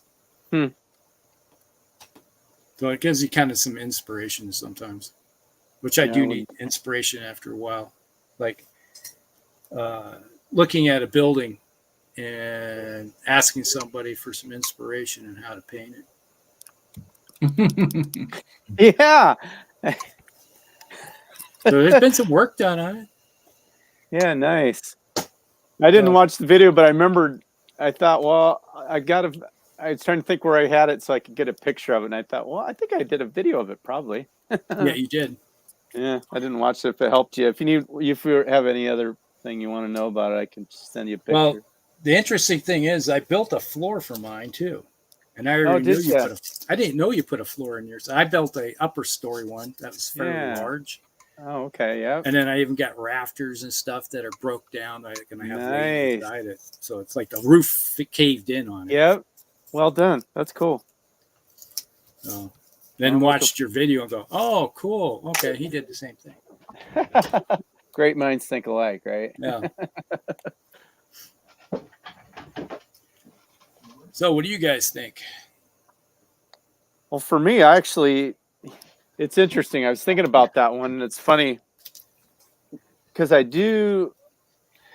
obviously this is one of the things. I mean, this is part of that, community participation type thing. I do go to Facebook, not maybe almost every day, sometimes just briefly just to go through, but I don't post anything. It's like zero personal on my page. I don't do anything there. I go to, so the only reason I have an account is so I can join the different groups. Yeah. And I do like looking through there, especially like when I'm super busy and stuff, and I can look, and it's fun to, you keep up on, when a sale or something gets released, or, kind of what the buzz is about, because there's such specific groups for every little thing. And I'm a member of like tons of them, but, related. I've got, the old hammer, the 4th, 5th edition, the 6th edition, the old world, like you said, land of the free. There's all kinds of wargaming, ACW. There's, just tons of stuff. Well, there's board game ones too. And there's board game ones too. And so I enjoy that. And then once in a while, there's like 3 major Bretonian groups that I'm a member of those. And every once in a while, somebody will ask a question about something, and I'll participate then when I'm like, well, yeah, I know that's 5th edition, or I know that there's so many poses of that night or whatever. And when they'll ask a question. So that's kind of fun to engage there. And then I love looking at the beautifully painted miniatures, it gives me definitely a lot of inspiration, and there's several terrain making Facebook groups too that I find extremely helpful in getting different ideas, new materials you can integrate into what you're doing, some different techniques, and the same for YouTube. But for whatever reason, there's a couple of reasons. I'm not even sure what all of them are, but I haven't posted a video, I don't think, on my channel since like last probably March. Yeah. And I still watch a lot of YouTube. I'll watch maybe a YouTube video almost every day, like at night before I go to bed, after my wife goes to bed early, and after I'm done painting for a little while, and I'll watch a video or two. So I do get way behind on everybody's videos, but I do enjoy that, and I find a lot of inspiration through that. But it just seems like, I don't know, when I get time to do something, some hobby stuff, I get more enjoyment from, just doing my own, getting some painting done or getting something done. And then I also got feeling like my videos were not very good quality. And so it was kind of like, I don't know. I mean, a lot of you always got a lot of views and a lot of stuff on your videos. Yeah. Well, certain things, of course, like the Bretonians, that would get You're some probably views. going to see a major uptake in your Bretonian model. Yeah. Well, and then part of me already was, other than participation, I mean, I like to, it's fun to participate and share, because that's what I first started out, was like you guys were doing stuff and I wanted to share what I was doing. And then and also I thought I've watched other people's channels and got a lot of inspiration and ideas from what they did. And I thought, you know, if I could kind of return that favor to people, you know, that'd be cool. I'd love to be, you know, participate. You know, so I don't, I think maybe if I had like a nicer camera, because I was using my iPad, but it's gotten so old that it won't update itself anymore. So it's out. Yeah, same as mine. I'm down to my phone, and it's an Apple iPhone, but it's just the old SE. I mean, the camera on it is, I don't have 3 cameras even. It's just the one, and the video quality was subpar in my opinion. I just thought, I don't know. I should probably do it, and people keep asking me to show, you know, some because I've done some stuff, a lot of stuff since I posted a video, but I don't know. You're going to get an awful lot of requests with all this new Bretonian stuff out. You'll be yeah. popular. Your channel could explode into tens of thousands just as the Bretonian guy. Yeah, it's not that good enough quality to explode. Well, I wouldn't worry about it. I don't care about that, but I just post stuff. I guess, and I just should. I don't know. I guess the last few videos that I'd done, I thought, well, the video quality wasn't that great, and I don't know. I mean, I don't care if somebody says, well, that was crap. That doesn't hurt my feelings. I mean, I don't care. But I don't know. It was weird because for several years, I was putting several up a month, and then I don't know. You got lazy. That happens to a lot of people, though. Or selfish, you know. Yeah. I mean, including myself. So, like, that happens to a lot of people on YouTube, including myself. Okay. There are a lot of people. Well, how many channels do you see that just are even doing well, and then they're even doing well, and then they do a goodbye video, and they're like, you know, I haven't really been into doing this in a long time. Yeah, that's true. I've been doing this. I've been doing this, and I'm not even sure that I want to do this anymore. Like more, and that you like couldn't necessarily tell, you know. Yeah. Or then that their videos started becoming less and less prevalent, and well, it seemed like sometimes too, when you do a YouTube channel, and I know we've talked about this before, but sometimes I felt some pressure to do certain types, you know, like, well, everybody really liked the Bretonians, or nobody liked the World War II. You're going to have your faction within your own channel that will then compete. I know, but I found myself trying to, you know, you want that positive feedback. So then I was starting to do things that's like, well, that I want to paint this though, and you know, I don't, and so then you started, and then I got more critical of my painting. It's like, well, I can't put that up on the video until I have this like amazingly perfect, which is all silly, I know, but just show your progress. That's what I found I know doing stuff. But I found myself. Wait till you see my next video. I put up whatever I do good and whatever I do bad. And my next video is I just so disappointed in this last pike block. Mm-hmm. I talk about what method I used. I won't go into it here, but yeah, it's not like, hey, look how great this shit is. It's more like, man, I stepped on my dick with this one. I do a very good job. Yeah, I know. I just get really self-critical. We just got our first black and white parental advisory warning on the front of our video. Is that what it is? No, I'm just kidding. I'm just kidding. Yeah, I know. I need to post it. I need to do it. I enjoyed doing it. I didn't have the best light. It was just kind of hard. I didn't have a very good setup, but I should do it. I've done a lot of things that I'm even kind of proud of that would be fun to share, but I would say is if you ever watch any of my channel and the videos I have, there's like, I'm sitting there taking a video. I'm like, it's kind of, you just, but it shaky and everything. It looks good. I don't think of that of yours though. I don't know. Anyway. I just you get to a point where you just say, you know what, I'm just gonna do it. Yeah, I know. I just gotta make sure it's focused. That's all that matters. Yeah, that's true. And then you get individuals like, well, you could be doing this, you could be doing that, and look at them when they're making all these comments in your channel. You should be doing all these things. And you just look at them and say, well, why aren't you doing it? Because I know.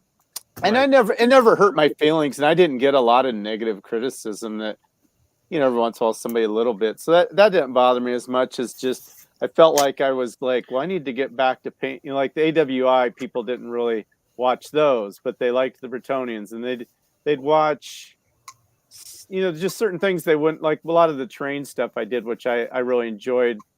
They'd get views, but not a lot. But which again, I don't care, but evidently subconsciously I do. Yeah. Well, then the one thing is, because this has kind of turned into a talk about our channel thing, but when you get it, you got 1,000 subscribers now, right? 1,100. Yeah, something over 1,000, I think. You're going to have percentages of. It's like, all right, your American AWI.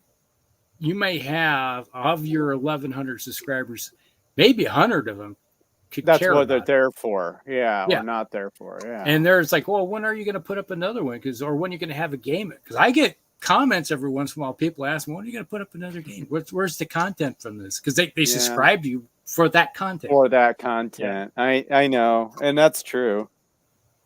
I had the same thing happen with the historical stuff on my channel, because for so long, I actually had a huge part of my channel, which was French-Indian War, and even the bolt action stuff, but mostly the French-Indian War and Musket Tomahawks was a large part of what that's people how were I coming found for. you. Yeah. That's what people were coming for. And when I did a major thing, when I went into the Marvel and then into Warhammer Fantasy and the historical stuff really dropped off, definitely affected my channel. But I guess at the end of the day, I mean, I'm not a good example because I've just been taking huge stretches of time of not doing videos. But what I kind of just determined, because I used to monetize my channel and I consciously turned it off. Like I actually turned off the monetizing, and really it was almost like cutting your nose off to spite your face. I just really didn't feel, I felt like for some reason when I was monetizing, even though I didn't get that much from it, I felt like I needed to kind of provide stuff because I'm getting paid, like it's your job. Even if it was like $200 every 6 months, like I still felt like I needed to do something that I'm caught up into this like whole like YouTube thing. So I turned it off. And also the advertisements were so long. Like they were just like, I was getting these ads that were really long. And so because I was monetizing. So I consciously turned it off, and I said to myself, I'm just going to use this to do what I want to do for fun. And then if people watch it, they do. If they don't, they don't. And I'm just going to paint what I want to paint. And that's pretty much what I do, like even today. But I do still think sometimes like, oh, like, you like if I put up, when I start putting up the Musket Tomahawks again, people are probably going to like that or whatever. It's just funny. I'm so into the Warhammer Fantasy right now that I don't even really care. Like it's just I'm going to do what I want to do. And so. Well, and that's where I started too. Was like I knew they weren't great quality, and it wasn't any big deal. I was just wanted to share what I was doing, basically for a way for people to, like you guys were always like, well, we'd love to see pictures of what you're doing, and probably before the Musty Wargamer page got started or something, and so I thought, I'll do it to share what I was doing, but then as more people got watching and more people you got more views, and they start, really liking your certain thing you're doing, then I started to feel like, oh, I got to do what they want to see, like a people pleaser type person. I guess that's a little bit of my personality type, but that's neither here nor there. Yeah. Well, I always look at it as your channel is for you primarily, because that's and my channel started off just me sharing with customers. Well, that's what you said. That's why you started, to show the progress of your. Yeah, it's like they wanted to. It's like they kept asking. I just kept sending pictures after pictures. And it's like, and then some. Well, could you send me a video? And it's like, well, I can't. The video's too big. It's like, well, I could put it up on Facebook or on YouTube, I guess. And I started doing it. Next thing you know, I started getting subscribers. Like, okay. It's like people are coming. All right. Yeah. It's just a slow trickle. That's true, though. Yeah, I know. That's probably when you started putting up those videos where initially you wouldn't talk and you would just like show a miniature like on the screen on video, and then you'd hear like and then like hit the off button, and then like it's like a 36-second video, and then it transforms. A lot of Then videos somebody's were all dystopian war stuff, and they were made to be 3 to 5 minutes long. They were just a quick blurb. It's like, yeah, this is what I'm doing. This is what it shows. Okay, and kind of like that. And it was all for the customer. You get a comment from like some person you don't know. That's cool. And then all of a sudden now you're like starting to talk to people on the video. Yeah. Oh, So next thing you know, you're placating the general audience instead of just your customers. Yeah. That's funny. It's the evolution of like somebody that's never done YouTube to like going into YouTube, right? Yeah. Yeah. So where's this going? I don't know. It's like it's a ride, and I've got on, and I don't know how to get off. Yeah. That's what it is. Well, we got some comments. How about we delve into what we have here since the last one? Let me see here. Where was I? Oh, yeah, here we go. It's kind of back to the other cuss. GW actually helping lower the prices of their minis. Yeah. Yeah. Essentially. That's funny. Yep, that's what I was going to say, guys. You can use those minis for any system. That's the wonderful thing about historicals. You can change the game system, but the historical aspect of it stays the same. Yeah, that's true. That's what I like about that. Sell their Flames of War miniatures and then buy other 15 minutes to play with their other 15 their World War II games. And dude, you can use the same ones. It's like, come on, just repurpose them. Yeah, I know that's true. It was Mel and I. We used to play our 15 mil. We had them all on. We used to have our 15s on single bases For World War II. Yeah. Yeah. So one guy on each base, and that was like playing it that way. That was kind of an interesting way of going. There's people play bolt action in 15 or 20 mil, and they say it actually works really well. Yeah. Or even better in some ways. As Broken says, the relationship between GW, the lore, and its fan base are quite different than other systems. Yeah, it's it is unique. It is. Yeah, it is. And every time GW changes to a new edition, they lose people. That's the sad thing, though. This time they may gain some people. We'll see if they can hold them or not. But yeah. They really should have let the books. let the end times stew a bit. Yeah, that was the worst thing about it. It's like I had some end times books on the shelf over there, and just bought them. And within, I think some of the ones I bought within a week of buying them, it was over. You didn't burn them, did you? No, I kept them. Had to ask. They had some cool pictures in them. But I remember, that was the cool thing was that I did get, I think, a couple free ones, which I passed out to people. Was that their Mayhem, our game shop over here, they, when the end times hit, they couldn't sell the stuff anymore. So they said, all right, if you want them, you can have them. Otherwise, they're going in the dumpster. No way. Yeah. Really? Yeah. Wow. That's hardcore. Yeah, the Musty Wargamers community. Discord is my main C. Yeah, I knew Josh does the Discord quite a bit, and people do love it. I just haven't been able to figure it out yet. Yeah, to me, Discord is like the old message boards, but I don't know. Yeah, it's quite active with some groups. Yeah, I've noticed that they always talk about having a Discord with this group or that Discord. group. Yeah, join us on Discord. Way to communicate, stay in touch with online communities. You can break it down into subject. Yeah, that's the thing. Like it's in the old message boards. That's what's the problem with Facebook is if you want to go back and find something, can't. Lord, you'll never find that. Oh yeah, again. that is so annoying. You'd think that's something. I know you'd think that's something that's like everybody uses, and not everybody, but like it's so popular. You'd think that aspect of it would be better. It's just I think it wasn't designed to be used how we're using it, really. Yeah.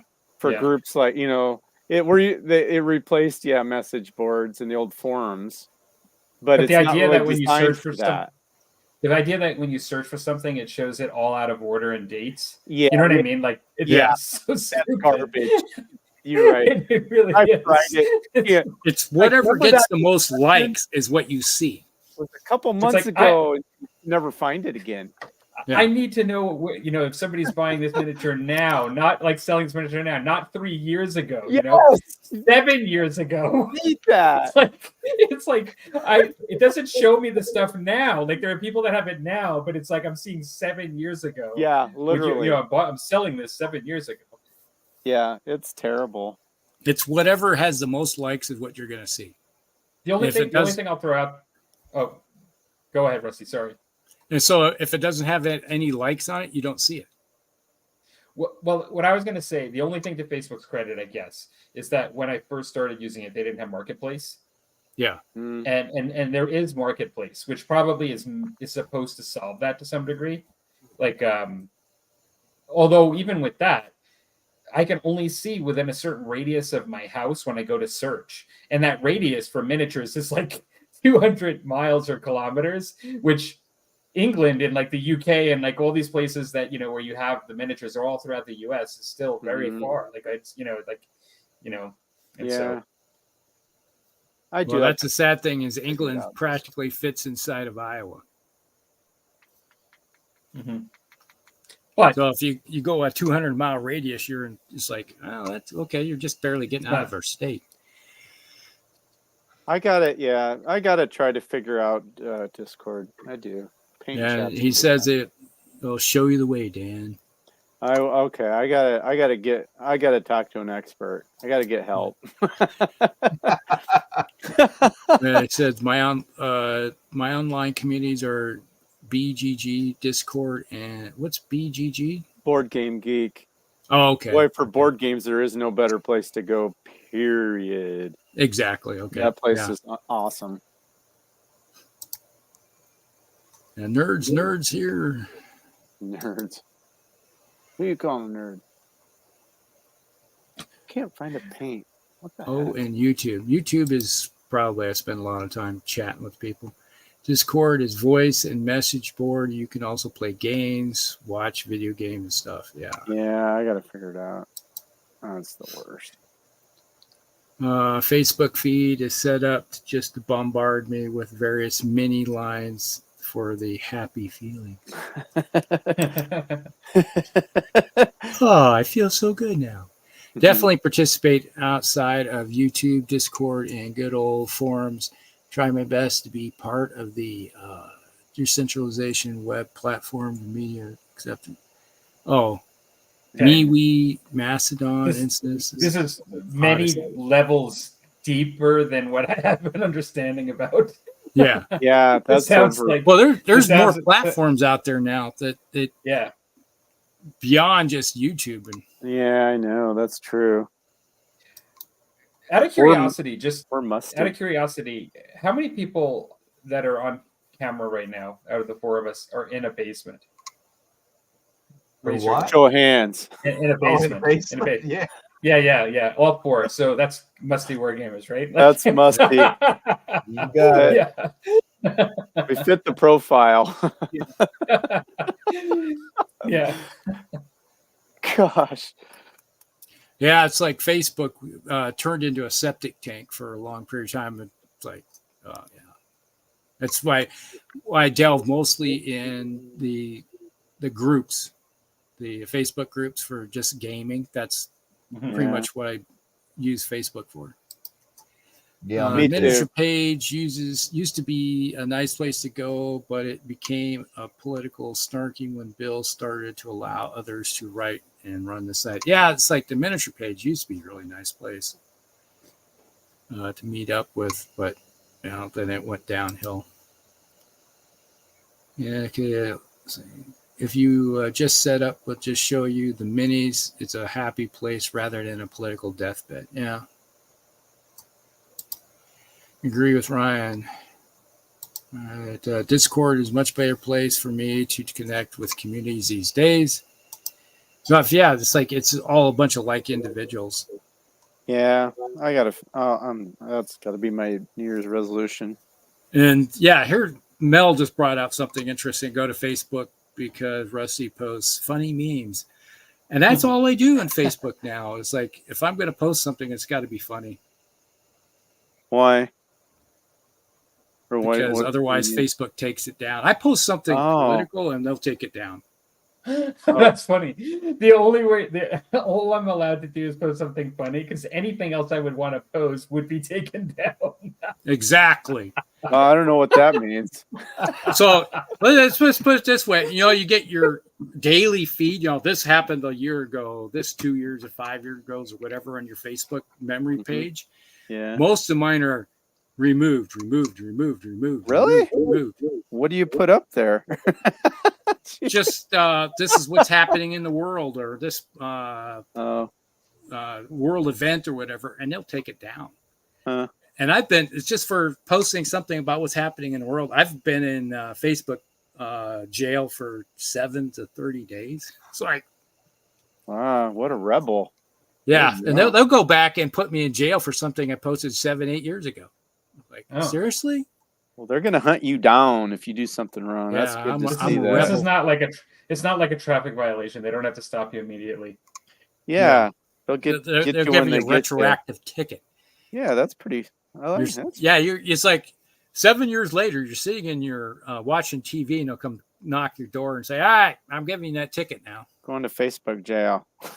Like, Get your stuff.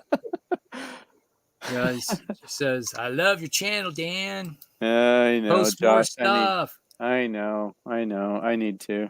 I enjoy a Musty Facebook group. Everyone is very supportive and positive." I don't know who. Yeah, I do find that we do not allow negative vibes on that. Okay, I'll go to watch the AWI video multiple times. Does this help? Okay. I do. It's like every once in a while, it's like on my own channel, I have playlists, right? And every once in a while, I have a playlist for AWI, and I'll just put it up and just have it going next to me just to give myself some motivation. So, yeah, I need to go back and start working on these things. Yeah. Well, I do appreciate people that watch, and I do it just because I want to share, and hopefully somebody's like, cool, I want to try that, or I want to try that genre or whatever, just that's cool. Yeah, it's Right. like I've heard of MeWe. I haven't checked it out. I don't know. There was MeWe. another one that came out about 3 years ago, and I started posting videos to it because it was supposed to be like not Facebook, but YouTube is an alternative to it. Mhm. And I just I forgot all about it.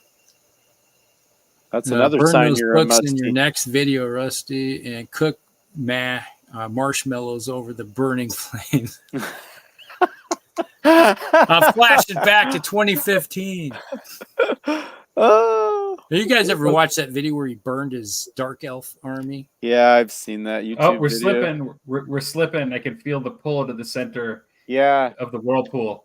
Oh, careful. The por- You know, The porcelain we'll- the porcelain whirlpool. jeez. You're not wrong though.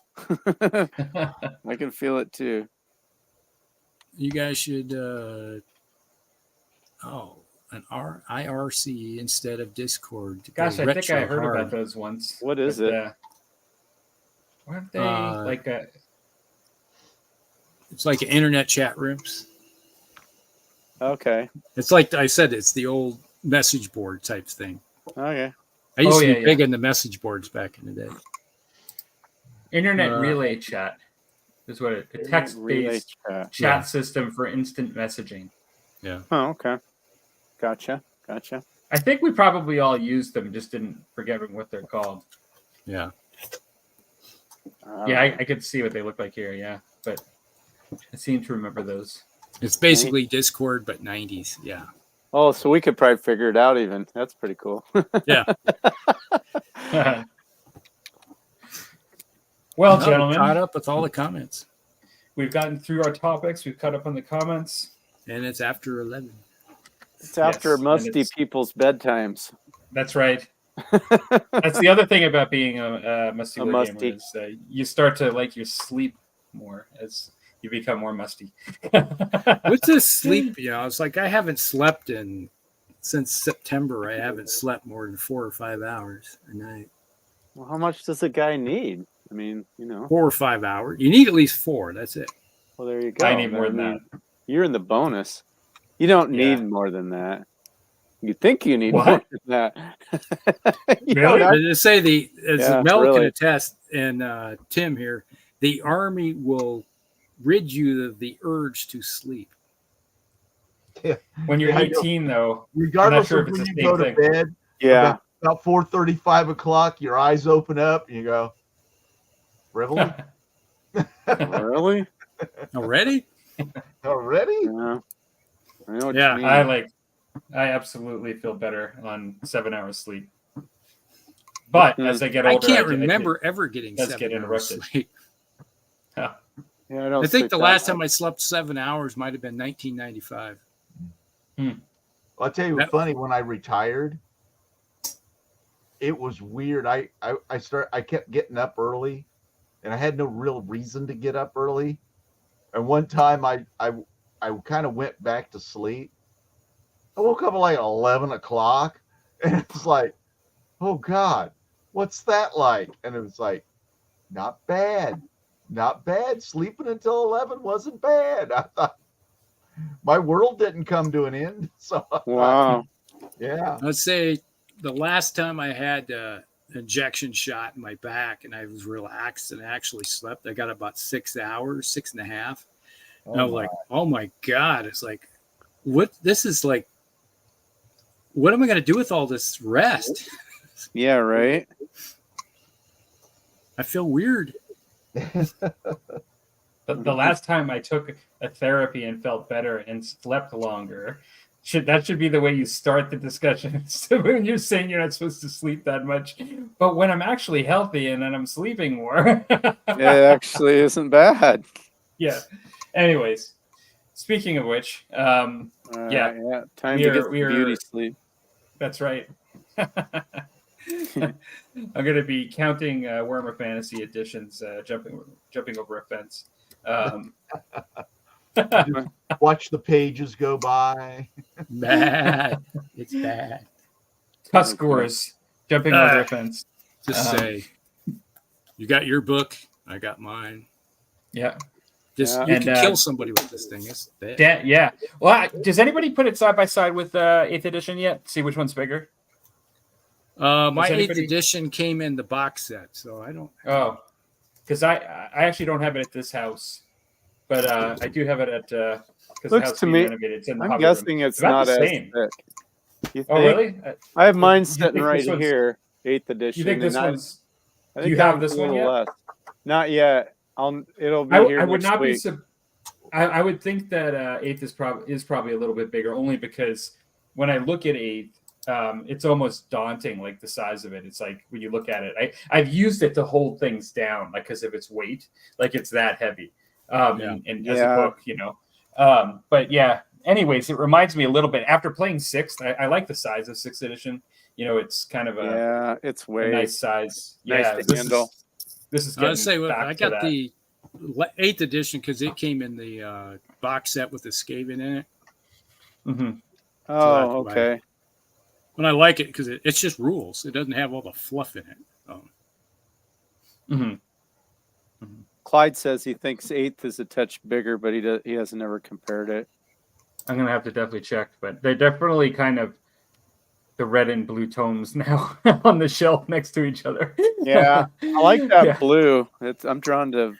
I can't remember if they ever. That is remember nice. They've Change. had black ones. They've had blue ones. Dark blue. Red's been its dominant. Red hasn't is- it? Red's been dominant since 6th. and yellow. Yeah. Yeah, or orange. You guys are going to yellow, have to post gray. about what do you think of the new book before I go out and buy it. I'm still holding back. I'm hearing lots of good comments from people, and supposedly it's the same team that did the rules that did Middle Earth Strategy Battle Game, which Okay. everybody you just don't hear criticisms of those rules Never or very that much. game. It doesn't mean it's perfect, but I don't know. Sounds like they're fairly well organized, fairly easy to comprehend. But yeah, hard to say. You have to make your own Well, opinion, Tim. looks like we got folks jumping out of the chat and thanking us for the show. Yeah. So before All we start right. talking about end times again, we should probably keep it Well, moving. End it before the end times run us over like a steam truck. Yeah. Yeah. All right. Thanks, everybody. Yeah. Good night, everybody. Thanks for joining us. Good night. All right, we'll be back in 2 weeks over in Palmer's channel. And, Yes. as we say, it is going out on the end times. Good night, everybody. Good night. Good night, everybody.